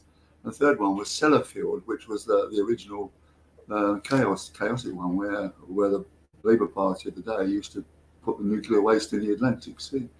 So there's all that kind of thing against it. But I think cost is a real play, Bob. It's 20, you know, 20, it's another 20 billion for Sizewell C, right? So if you've got another 5 of those, and I think Westinghouse has got a plan to do 5, that's 100 billion quid, isn't it? 120 billion quid, in fact. So that's, you add that until 150. What's it? And she's actually going on a spree for all this, isn't she? I suppose nothing comes at a cost. And the other thing, of course, is the time it takes to build them. I mean, Hinkley Point has been in 15 years. They now tell me that Sizewell C could take at least 15 years to be. By which time we'll all be dead, I should think. Something like that. Do you see what I mean? So you've got cost and time. And I think that really is a sort of disincentive in ways, and very, very expensive one. Would you agree with that, Max? No. Not entirely, but I'm not an energy expert, so I don't really have anything to... But you do take my point. You know, it's all very well to say we're going to go nuclear, but, you know, it does cost money and it takes time. It does cost money and it takes time, yeah. But it is the most efficient form. Of carbon emissions. And yeah, that as well. What's the most efficient form of powering? Yeah, well, what else is more efficient than nuclear energy? It depends what you are by efficient, doesn't it? Well, it's more efficient, yeah. Most produced in the smallest amount of time. That's genuinely what... Actually, now listen, let's go back to this. What else is? Well, do you remember when Bob Davis was doing his coal one with me? Yes. Right? Okay. I asked him the question. I said, when this happened in 2020, didn't it? Yeah. It happened in 2020 when the wind didn't blow. Right. Yeah. So they had to find some other energy. Yeah. And he asked the tracks to put their coal plants on. Which is quite funny. And I said, well, given, you know, all the chat about we're getting rid of coal, by 2022 we're running out of coal, right? And I don't know if you remember this, but I said to him, but Bob, why was it coal? Because why wasn't it gas or nuclear? And he said, because the coal was there and ready. Nuclear couldn't have done it at the time, nor could gas. And I didn't know that. But of course, it's a very, very good point. That, you know, that coal is more efficient, to use your own words, in terms of that kind of situation. In terms of that situation, in desperate situation. But generally speaking, we need something now. Yeah. But generally speaking, right, yeah. So what you're saying is that nuclear is okay, but it's not very good in emergencies. Yeah. Yeah. It's very efficient. It's very low carbon emitting. I mean, France does nuclear energy very well. Yeah, but, you know, there's a lot of people who are still suffering from it, from Chernobyl and so on and so forth. There is that. Yeah, but we're better than the Soviet... controversial opinion, but we are better than the Soviet Union at most things. Well, of course. Well, yeah, because they're all a bit shonky and wonky, aren't they? And also... Well, plus the Soviet Union... There are other things. You know that in Fukushima, the Japanese didn't know how to use it. They didn't know how to get the water cooling. Yes, amazing. Yes. That is quite something. And Japanese are the most other efficient stories? people. I happen to know the Philippines very well. Yeah. And they put an amazing nuclear plant on a fault, on the San Francisco fault line. Can you believe it? Stupid thing to do. I mean, Fukushima was on a fault line. So what happened? It was an earthquake and a tsunami. Was it? Yeah. Fukushima. Was it on a fault line? Was it Fukushima? Yeah, it was, sure. Fukushima was. Because it was a... Yeah, it was a tsunami, you're right. It was it was an earthquake and a tsunami. Well, they did this all at once. That was probably one of the worst places you could put it. I mean, I just don't get it. I mean, places like France and England are a very safe place to have nuclear power plants because there are never natural disasters, really, apart from the occasional flooding. Well, it's getting that way. It's getting We nowhere, don't have mate. any. Yeah, but we Have you don't heard have. about, have you heard we about don't climate have- change? Don't give me all that. But what America has is fault lines. Japan has tsunamis, tornadoes, all sorts. We don't have anything. We have the occasional flood. Oh, it's slightly more than that, Max. Come on. We have. We've had flooding every year for the past 5 years. Really serious flooding. Very serious flooding. If I were to give a tip to anyone if they don't want their house flooded, is don't buy a house near a river. Oh, poor old rivers. So you go, yeah. Probably a good start. Don't buy a house on the bank of a river. People like to buy houses on the bank of the river. People, well, that's their problem then. That's their fault. Oh, right. Don't buy a house on the bank of a river if you don't want it flooded. It's really that simple. Well, why have we told the people down in Lewis down there? There's a river. That gets flooded. Yeah. You weren't here in 2000, were you? No. I wasn't alive in 2000. In 2000, mate, the place was flooded halfway up School Hill. Couldn't believe it. Halfway up School Hill. Yeah. Really? Yeah. I know the train tracks were all underwater. The platform was. Do you know what they said? What? It was Upfield's fault. Do you know why? I thought it was the rain's fault, but okay. No, Why was it no. Upfield's fault? There were three things. First of all, people at New Haven got it wrong when they opened it. Secondly, there was a load of rain off the top, right? Mhm. And thirdly, there was a big flood up the top, up Upfield. And Upfield thought, well, no, we're not going to be flooded, so they opened the taps and it came down and it came on Lewis. Seriously. And I can give you the book. It's true. That's hilarious. Well, I wouldn't want to get flooded. I would probably do the same thing. To be honest. Of course you Better would. somewhere else than here. Yeah, but you can't look. Listen, you can't say things like "Don't buy your house on the river" because it I might can. flood. Well, I can. you wouldn't I make a just very did. good bloody estate agent, would you? No, it's just common sense. It's just common. Don't buy a house on Those the river. people who've got houses on the banks of the Ouse are very rich professional people, right? So I don't want to hear any crying when the house gets flooded. Oh no, our house is flooded. Well, you bought a house in a river. What did you expect for it not to get flooded? That's ridiculous. You're actually wrong. I live on top of a hill. I live no. on top of a hill, right? Yeah, so do I I. will never get flooded, and you will never get flooded. No, of course I won't. No. But the thing about it wasn't about the river. Actually, mate.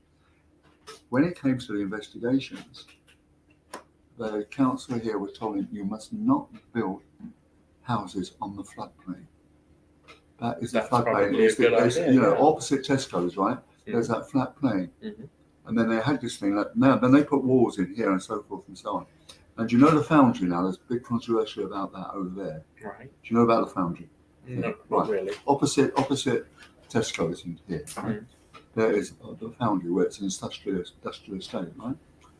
And they're going to want to develop that, and they're going to have high walls. And all the houses in that estate, which is going to replace the factories, is going to have up there. Mm. And certainly people who live down in Cliff, down the bottom of the town, right? Mm. They found that they couldn't get mortgages.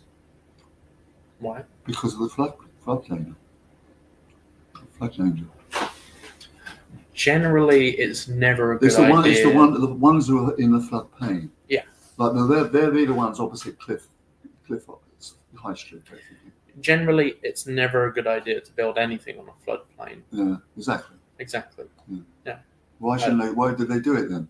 I don't know. Mm. And why did the people buy the place in the first place? Because if we had that person who let us down, we could have asked him, couldn't we? He seems to know nothing about nothing. Okay then. All right. Yeah. No. I know it might be a bit of a sensitive subject No, for some just- people no, who just- had their houses flooded, but Just go back to nuclear. I take your point about that. They are efficient and they are the rest of it. But then you've got to really, I mean, John May's book, I give it to you, there's not just Chernobyl and 3 Mile Island. There have been loads of bloody accidents that nobody ever got to hear about. And then there was the other one in Sellafield, wasn't there? And I mean, I feel very passionately about this because I was invited to Germany and I went down there Asser mine, which was a chalk pit basically, and they had forgotten where they had put the waste. They put it in caskets, but they couldn't find where it was. And it turned out that they had to that they had to sort of ban it all and so forth and so on. Going down there, it was really quite frightening, to tell you the truth, because that can last for a million years, can't it? Nuclear waste, or some aspects of it. Right, Jeff. But Germany, you want to go to Germany? They're very, very, very, very keen on the whole thing. The Green Party was really effective, unlike the one here, and they really. It all stemmed from. Did you know it all stemmed from Hitler? What did? Nuclear power stations stemmed from Hitler. He didn't have any oil, see. From this guy. So he didn't have any oil. So he didn't have any energy. Right. So he couldn't go and fight the Russians. So what he decided that he was going to have a nuclear power station, or he's going to have nuclear weapons, right? Interesting. And they transmuted into nuclear power station. And now, Germany's, even mention the word, and they almost cut your throat. And these are serious people, because I was taken there to Gorleben, and where every Sunday they still have a huge chapel against nuclear, and they go on about it all the time. And then you go down the Assamite. I can show you a photograph actually. Well, I've seen it. Yeah. Yeah, I can, for next week, I can get it downloaded on here and have it shown on the show.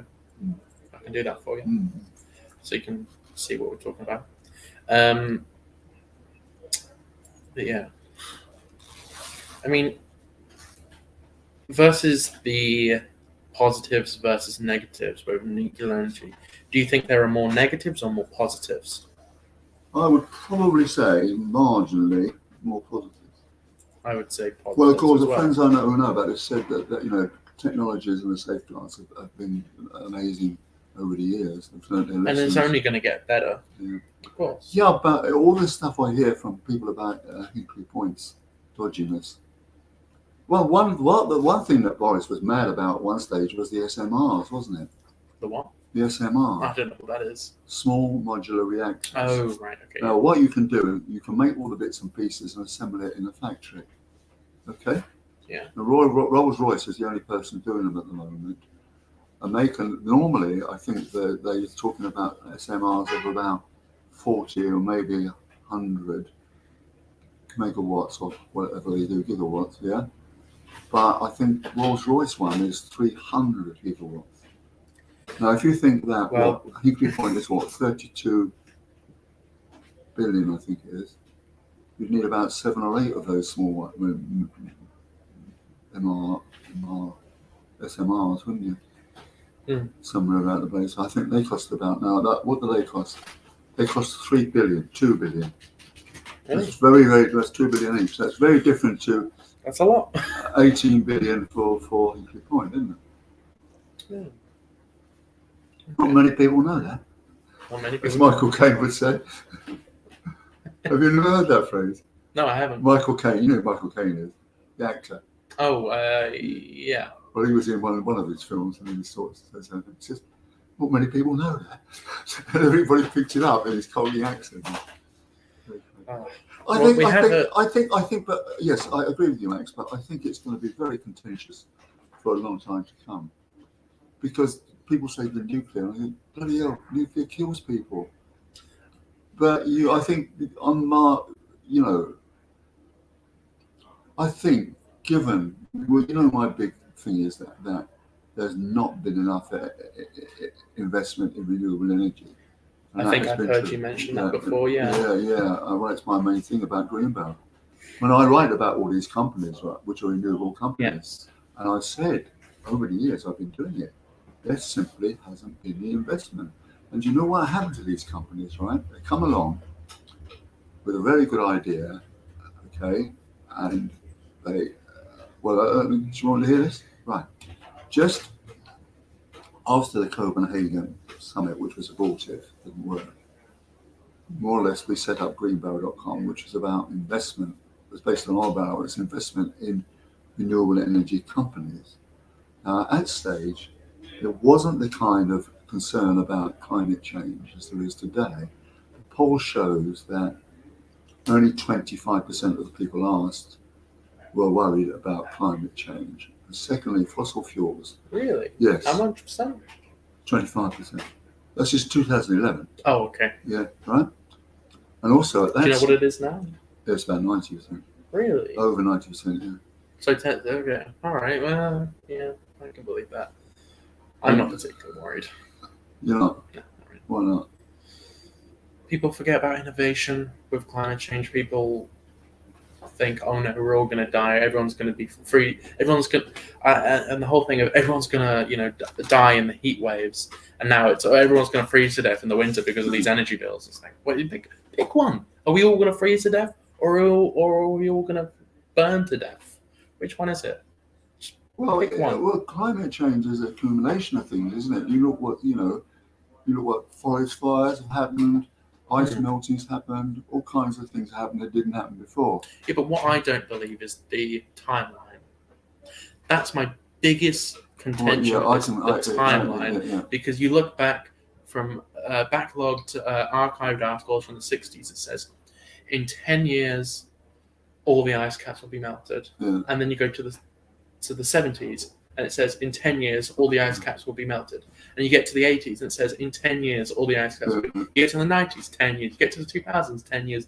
2010, what is it now? Within the next 8 to 10 years, all the ice caps could be melted. Yeah. I just don't believe it. I don't believe it because you're never right about these things.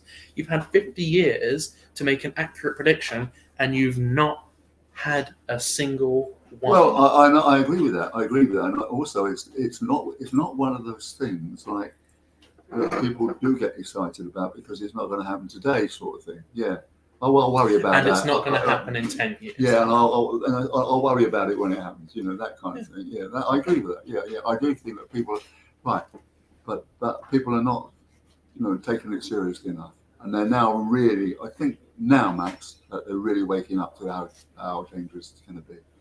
And how likely it's going to be. Do you think it's going to be in the next 10 years, like they say it will be? I don't know. I would have thought a bit longer than that. Because in the year 2000, Al Gore ran for president, and he said by 2012 all the ice caps will be melted. Florida and a lot of the South will be underwater. Florida will be completely gone. All these species will die. Well, I agree and that. None of it's right. Yeah. Well, I know it's right, but why should I believe it? But Max, I think since he was doing, an Inconvenient Truth book, right? I think since then, now it seems to me that there is much a lot of urgency in what people feel. The number of people now. I mean, I've been in this business, for at least before bloody Mr. He was doing it. I was writing about oil and all that kind of thing, and we talked about climate change even then. In what year? Well, when did I start? It would have been the 90s. Oil barrels started in 2003. Right? When? Hang on. It's going to sound weird, but what month in 2003? Do you remember? Was it the beginning of 2003? Well, I started oil barrel. Yeah, it was about February, actually. Oil barrel's been going longer than I've been born. Oil barrel hasn't been going because it was packed up in 2016. Oh, did it? Yeah. Okay. So it had a period of not being, kind of like how Mirador shut down for a year. Well, oil barrel officially started before I was born. Made a lot of money. Did it? Oh, yeah. Oh, okay. Well, the point was that small companies weren't getting the kind of investment they needed. And we used to just write about them and tell them what they were doing and all the rest of it, and people used to read it. And then I started doing conferences about which ones to invest in and so forth and so on. Because I got lucky, Max. Because I started it right in 2003 when the oil price was it 2003? No, what am I talking about? Yeah, it was 2003. Okay, and I started in 2003 when the oil price was $32 a barrel. Is that by 2008? It had gone up to $147 a barrel. How much is it now? A barrel? It's about 80, isn't it? 80. Oh wow. Okay. A barrel, right? Okay. Right? Now, if you couldn't make money at $147 a barrel, then you were out of business. But all these companies, or when I started it, it's on A. All these companies were on A in the alternative investors market. When I started it, there was only 7 companies listed on that oil companies listed on AIM. By 2008, there were 83, and nearly all of them were on my website at £2,000 a year, right? Because I knew how to. When I worked for the Financial Times, I learned about company accounts. So I said, invest in this because they're going to make that, so forth and so on. Then when we had conferences where people when the company used to talk to the investors and so on. But then I decided that under pressure from my children that I should go green, and I started Greenbelt. And anyway, let me go back to Greenbelt, because what happened was, because there wasn't that concern of climate change, and when fossil fuels didn't seem that threatening or damaging, companies would come along with a very innovative idea. Like they'd think about something like marine current turbines, right? Marine current turbines that were in the current of a river or something like that. Yeah. And they go to the stock market and they get the money from the stock market, get the capital to do this kind of thing. And then they had to spend all that money on proving the product's good and of getting over her regulatory hurdles, because say the council didn't want a marine current turbine in their river, so you had to pay for that to get over that. And so therefore I think we had 50 companies listed on Greenbelt, and then it went right down to just over 30, because the other ones, 18 went bust. They went bust, and that's the situation now. And then since then, there's now the investment coming along, but it's a bit late in the day, isn't it? Yeah. See what I mean? And that's what I've been doing for all these years. I've been writing about these companies. Well, I don't write about it so much because somebody else does it for me, but the thing about it was that it needs more investment. Dieter Helm, who's the professor of this at Oxford, the government advisor, said that there's got to be a gas bridge, gas being the least fossil fuel, the least carbon emitting fuel, right? More so than oil and nuclear, I suppose. Anyway, the thing is that I'm saying that, what am I saying? There's got to be more investment. And it's too late, so there'll be a gas bridge for 10 years at least. He says 10 years. Other people say much longer. Some guy I know very well writes about, or he says, I think it's going to be a generation shift. I don't know. So I'm not sure why. I've been shouting in the wilderness for many years. Nobody's taken my book. In fact, various companies actually asked me for have a strategic alliance with them. But I said, I'm too busy with this bloody thing and writing my book and all that. But it's very, very, very interesting that it hasn't happened. I mean, if people had started investing when we started, for example, by now, all our energy would be renewable. All our energy. But it's not, is it? No. So there you are. So Okay. I've done my best, mate. It's all very interesting stuff, though, isn't it? Yeah. When do you think, because they say 10 years climate change will be irreversible, when do you think it will be irreversible? I don't know. I read all the papers and I read what the GCCC says, and nobody knows, do they?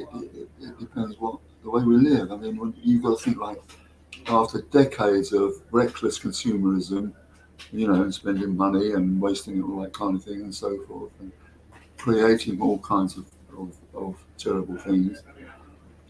It's difficult. It's impossible to say, I think. I mean, you get one report which says that, it's going to be all right by 20 years, or it's going to be all right. But I think the most thing is, well, I've got grandchildren, so I would have thought. I don't know. I really don't know.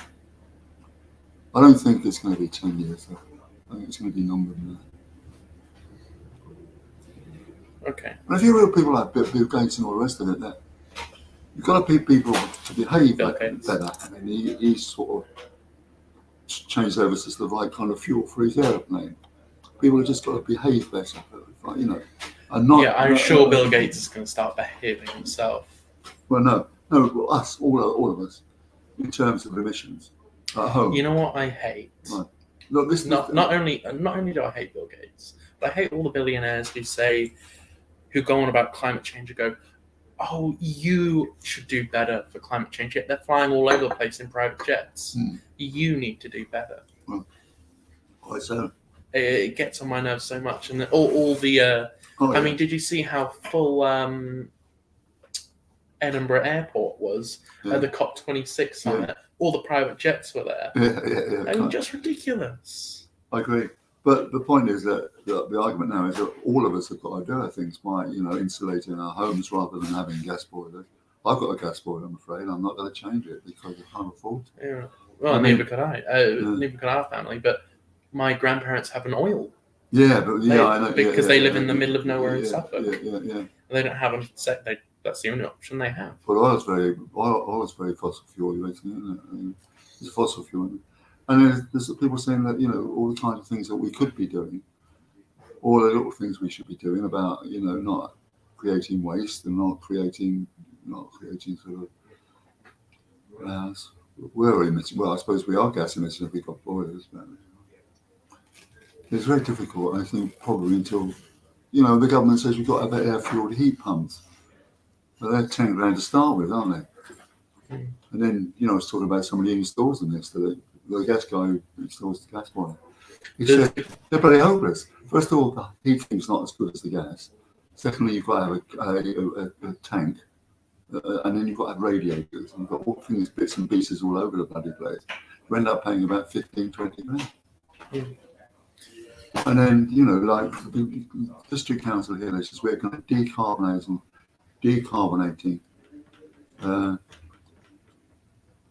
council houses. I said, how are you going to do that? And they didn't know.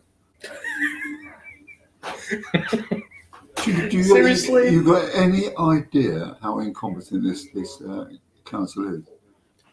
I've 2 heard years ago, some stories. 2019, right? I went to a sustainability meeting. Right? 2019 wasn't 2 years ago, but yeah. Right? Sustainability meeting, right? And the Green people were there. And this bloke was friends with John May called Matthew Bird. He said, we're going to get carbon emissions down by zero by 2030. And I said, how do you plan to do that? Why is 2030 the magical year? Because they picked it out of a hat. Right? It's not a magical year, in fact. And then 2 years later, earlier this year, late last year, they came up with a catch-up magazine. And they said, how are you going to do it? And I said, well, we're going to have electric charging points and plant trees. Right? 2 years on, they gave us how many charging points have they got here? I don't know. Eight. And how many did they originally predict? They didn't. They just said charging points. There's a lot of private ones, but there's no public ones. When I said 2030 was the magical year, I was being sarcastic. I meant everyone says, oh, by 2030 you will have, I don't know, whatever they say, you will have nothing and be happy or whatever. You'll have this in 2030 or we'll do this by 2030. It's just a lot's going to happen in 2030 apparently. But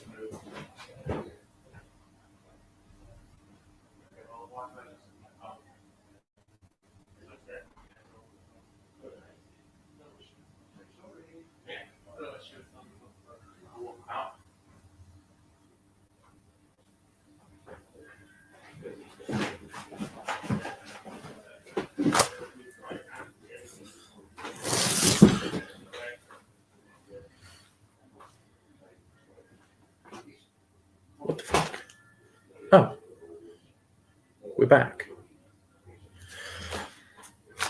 Interesting. I don't know why I'm back live immediately. That shouldn't have happened.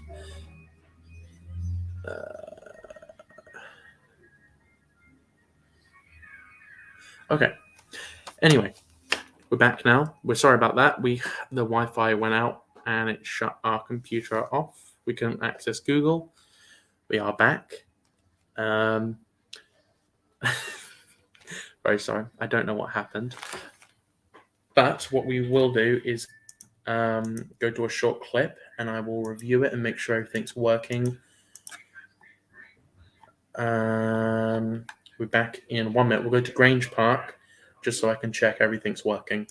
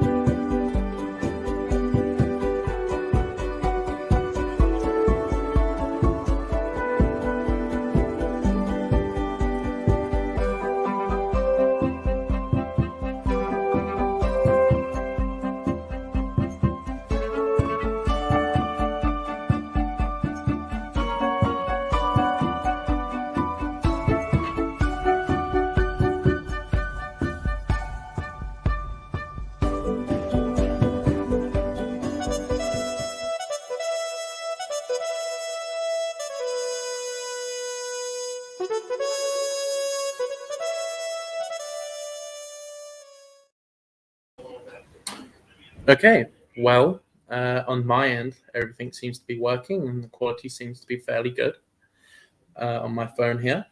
So what we'll do is we'll just go back straight into behind the headlines of the newspaper, wait for Stuart to come back. He's supposed to be sitting here with me. I don't know where he's gone off to. But what we will do is go into behind the headlines. So we have a story here from the Daily Mail. A big problem.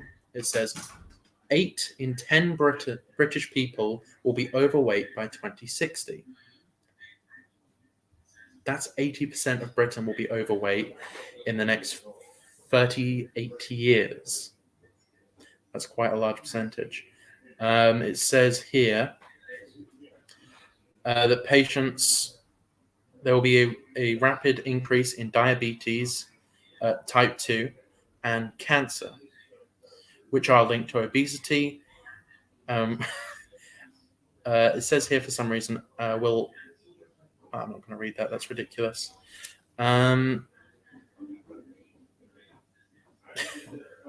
Okay, so 84% of British people will be overweight by 2060. That's a staggering amount of the population. I'm already overweight, as you may be able to tell. And Stuart's back. We're back live. Oh, come on. We've got 15 minutes. Oh, blimey, I don't think I can manage it. Come sit down. Well, I'm just reading a story here that says 80% of British people will be obese, overweight by 2060. I can actually believe it. I think most of Lewis is now, anyway.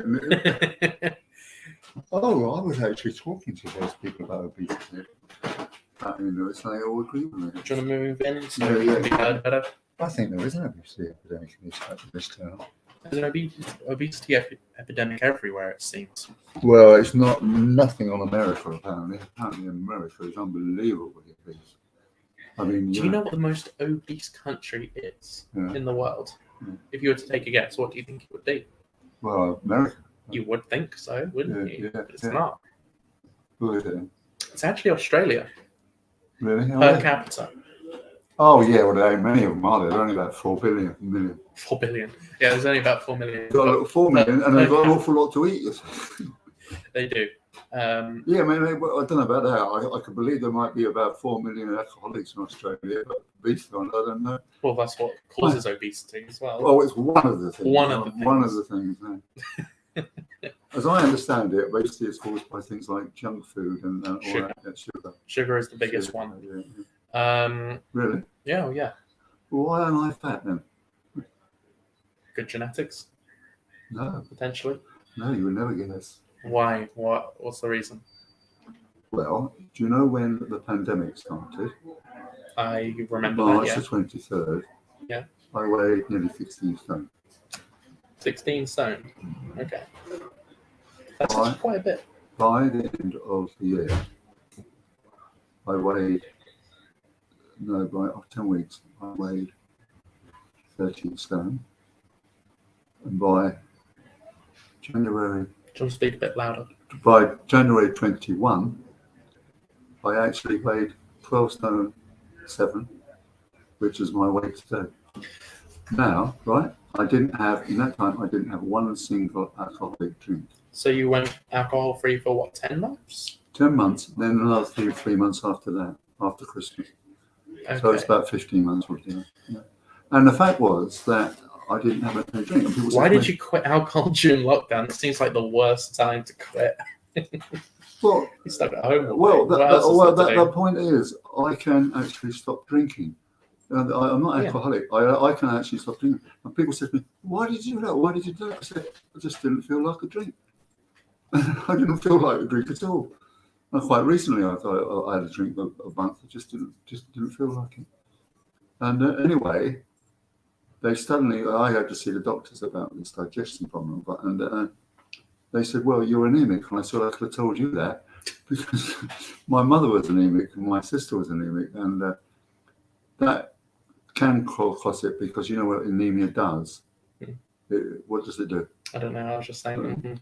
Right. What it does is it doesn't send enough of the oxygen to the hemoglobin and the rest of it to the heart, right, over to that. So therefore, you're sort of denying yourself what you might call boosters. And they said, "Oh, because you've got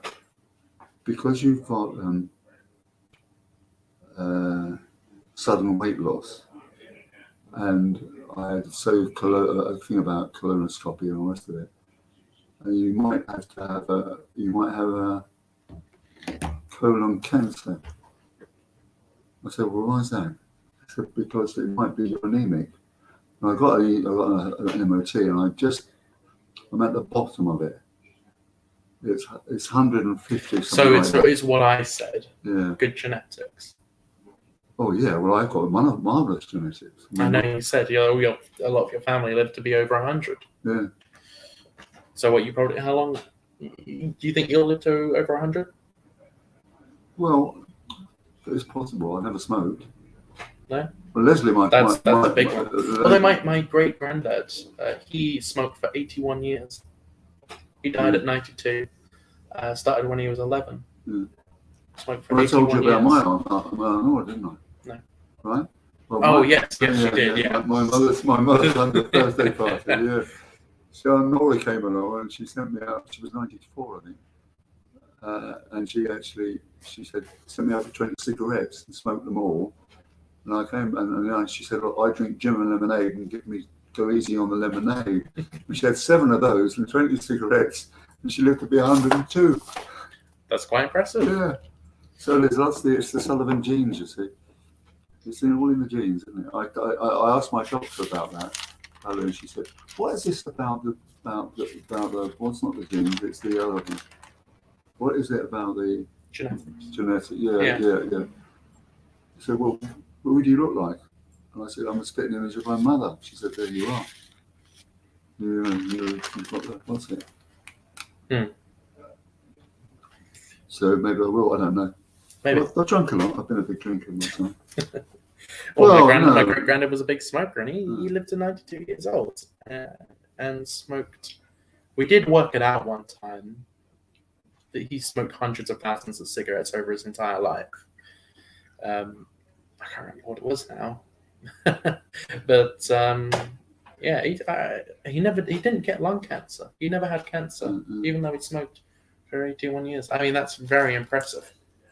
There's no cancer in our family. Well, there was a bit on the other side, but not in my family. But also, I mean, like drinking, I drink very, very weak beer, you see. Yeah, you drink Harveys, don't you? Well, no, Harveys. I drink pale ale when I can get it. Okay. And that's only 3%, 3% in a pint. The doctor said to me, "Well, that's bugger all." You know, but if you drink a load of wine, which is 9% in a little, you drink a lot of alcohol, aren't you? Well, now I have my ID. I do drink a lot.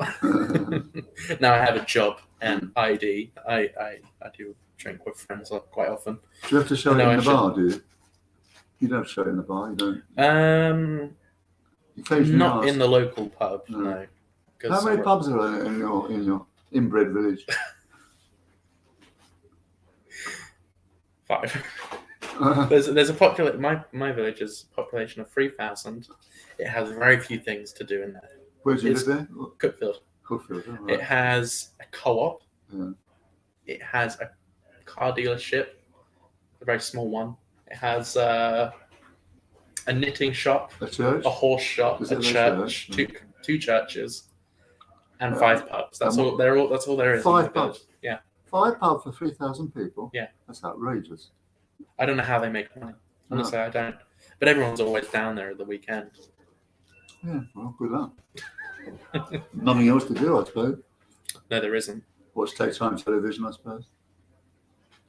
The daytime television is an opiate for the bored people. Yeah. Basically, I think it's just, Do you know what it is? It's an opiate in the sense that daytime people lose their jobs. All they got to do is watching television. So they need some kind of opiate. It really is true. It's absolutely true.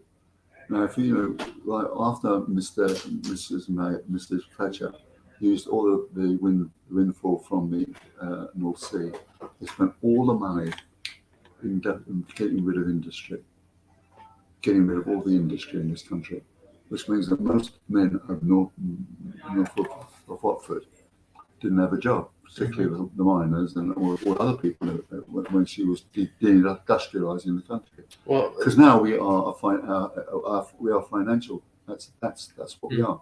We're not an industrial. What is interesting is about Margaret Thatcher is everyone sort of down here who's old enough and remembers her era and was able to vote. Everyone down here sort of speaks quite fondly of her. Really? I don't. I know you don't, but a lot of people are. Yes, Margaret Thatcher did a very good job. But What? I spoke to some northern people recently, and oh my God, were they they despise her.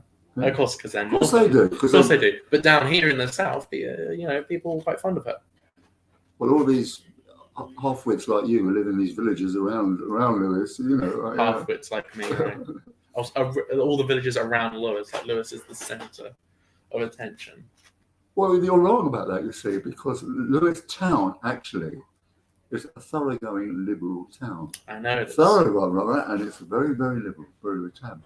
Seafood is a problem. You've got a load of old conservative half-wits there, and then you've got some in New Haven. There's more knife crime in New Haven than anywhere else. Right. You've got the villagers, right? Mm. They're all Mrs. Thatcher. She's wonderful. God, blimey. God, she came to the Financial Times once, and she's so rude. She banged her bag on the table right in front. Wait, there was a. And I gave her I gave her the Dorby glaring view. There was a politician who was rude and arrogant. What's that? I'm shocked by that. What's that? I got Margaret Thatcher. She was rude and arrogant. And a politician. Shocking. She was a terrible Deeply woman. shocking. She had no charm at all. No. Now, her heroine is Mrs. Truss. God save us all. No one another bloody clone. Thatcher clone. That's the last thing in the world we want. Oh gosh. What was I was going to say? I was going to say something, but I've forgotten now. All those poor people who are in the north who are never going to work again. Oh yeah, that's Her fault. it is. Yeah. But we don't care about them up north, do we? We're quite cosy down here in the south, It's quite prosperous down here, actually. Yeah. Well, what I was going to say, you said this town is very, very liberal. I have noticed in my village a lot of Extinction Rebellion stickers, and every single time I see one, I tear them off. Good for you. I tear them off the lampposts. Oh, good. So I'm like, what? I don't want this shit in my village. Okay, it's nice, it's quiet, it's peaceful. Don't need these morons coming and ruining everything like they did to everywhere else that they'd step foot in. Well, my view of it, that they just shot themselves in the foot. you know what they did. They did a very, very good job of actually bringing it to the world's attention. I'm going to say something. But let me just say something. Okay. Let me finish that. But the fact is, they have no conception of how you go about it. I mean, when I talk about the things I know about, you know, they don't know about that. They don't know about what renewable energy can do or can't do. They don't know how to get over the problem. And then when they try and do it by accident, they stop people going to work. Right? I'm going to say something very What's that? controversial. But just to start off with, liberal people tend to live in cities, very large towns, and conservative people usually live in rural and small villages. Yes, that's a good. That's a generalisation. That's a generalisation, and a pretty accurate one at that. Well, the controversial thing I'm going to say is conservatives are more environmentally friendly than liberals. Are they? Yeah. On what grounds?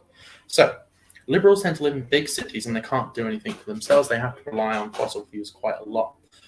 Whereas conservatives in small towns care about the community. They care about how things are. I rarely see litter where I live. Okay, you go to a big city like Brighton, it's everywhere. Oh, well, right, yes. So this is not a big city. Well, if that's not a big city and how much... No, we're talking about... No. If Brighton isn't a big city and there's that much litter, I can't imagine what big cities are like. Well, I totally agree with you in Brighton's case. I thought we were talking about Lewis. No. Lewis is town. I'm talking about liberals right. in big cities and conservatives. Yeah, well, I think that's true. I'm not sure that Brighton is that liberal, is it? Yes, it has. It's the only green that is communist. Yeah. But what I'm saying, I totally agree with you. I absolutely agree with you, and I think that they are. Well, it's just not the climate change. It's the crime and all the rest of it. You know, it's bloody Sodom and Gomorrah, isn't it? Well, do you know what Sodom and Gomorrah is? No. Don't you? No. Sodom and Gomorrah were two towns which were so decadent and so that they had to be abolished by King Solomon. They were totally Solomon. I've heard of it. And it was, I mean, Brighton has turned it into a Sodom and Gomorrah. Terrible bloody thing. It is terrible. Huh? It is terrible, I agree. Yeah. But what I was saying is... I know a place in Bangkok which is even worse. Because they sell, child brides and they do all the rest of it. Gays, all terrible things. Well, I tend to agree with you, but then again, I don't think in say northern cities where Muslim families are very, very strict about behaviour and that kind of thing. I don't think they're decadent up there, and I think they are fairly conservative people. Okay. I mean, I think you've missed my point. Your point that big cities are bound to be decadent. Really? But what I was saying is conservatives are more environmentally friendly than liberals. Well, because conservatives in small village care about the community, care about the environment around them. They care about doing projects like growing trees and getting in the community. And a lot of the people I live and where my grandparents live have small vegetable patches. They grow their own things. They have chickens in their garden. We used to have chickens used to have chickens and ducks. And we would rely on ourselves. But people in big cities who tend to be liberal can't do that, which is why I'm saying, whilst the liberals shout the most about environmentalism, conservatives are more environmentally friendly. Probably true. Yeah.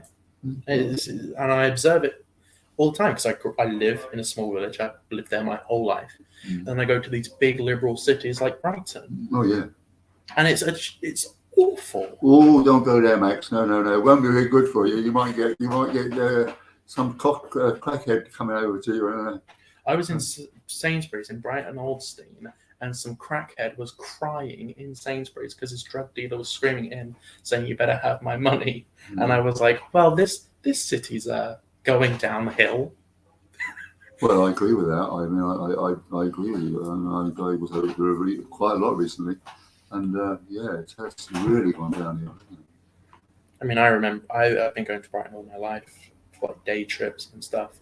But now I'm there 4 or 5 times a week. I really see the true Brighton.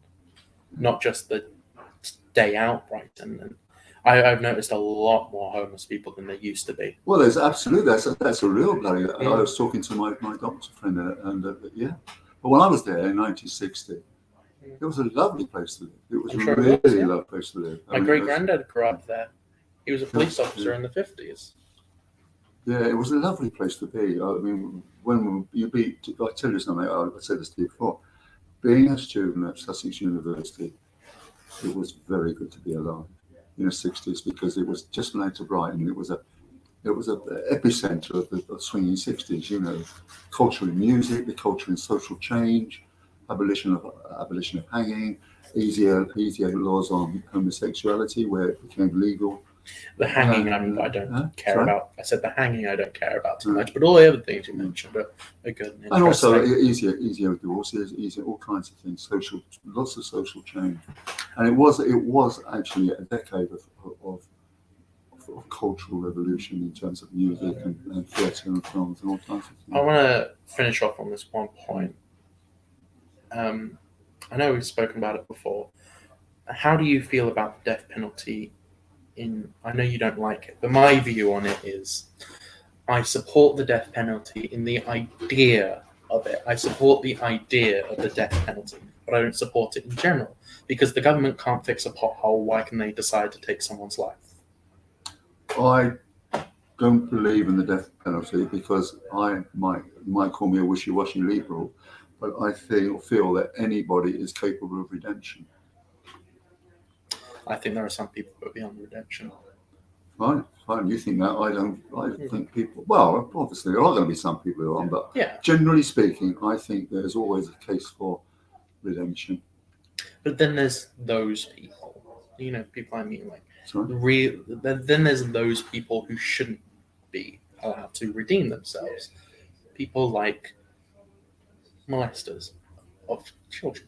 They should be the ones who go straight off against the wall. Yeah, but there is the argument that a life sentence, a real life sentence, not these 20-year life sentence with the chance of parole at 5. Is a living death.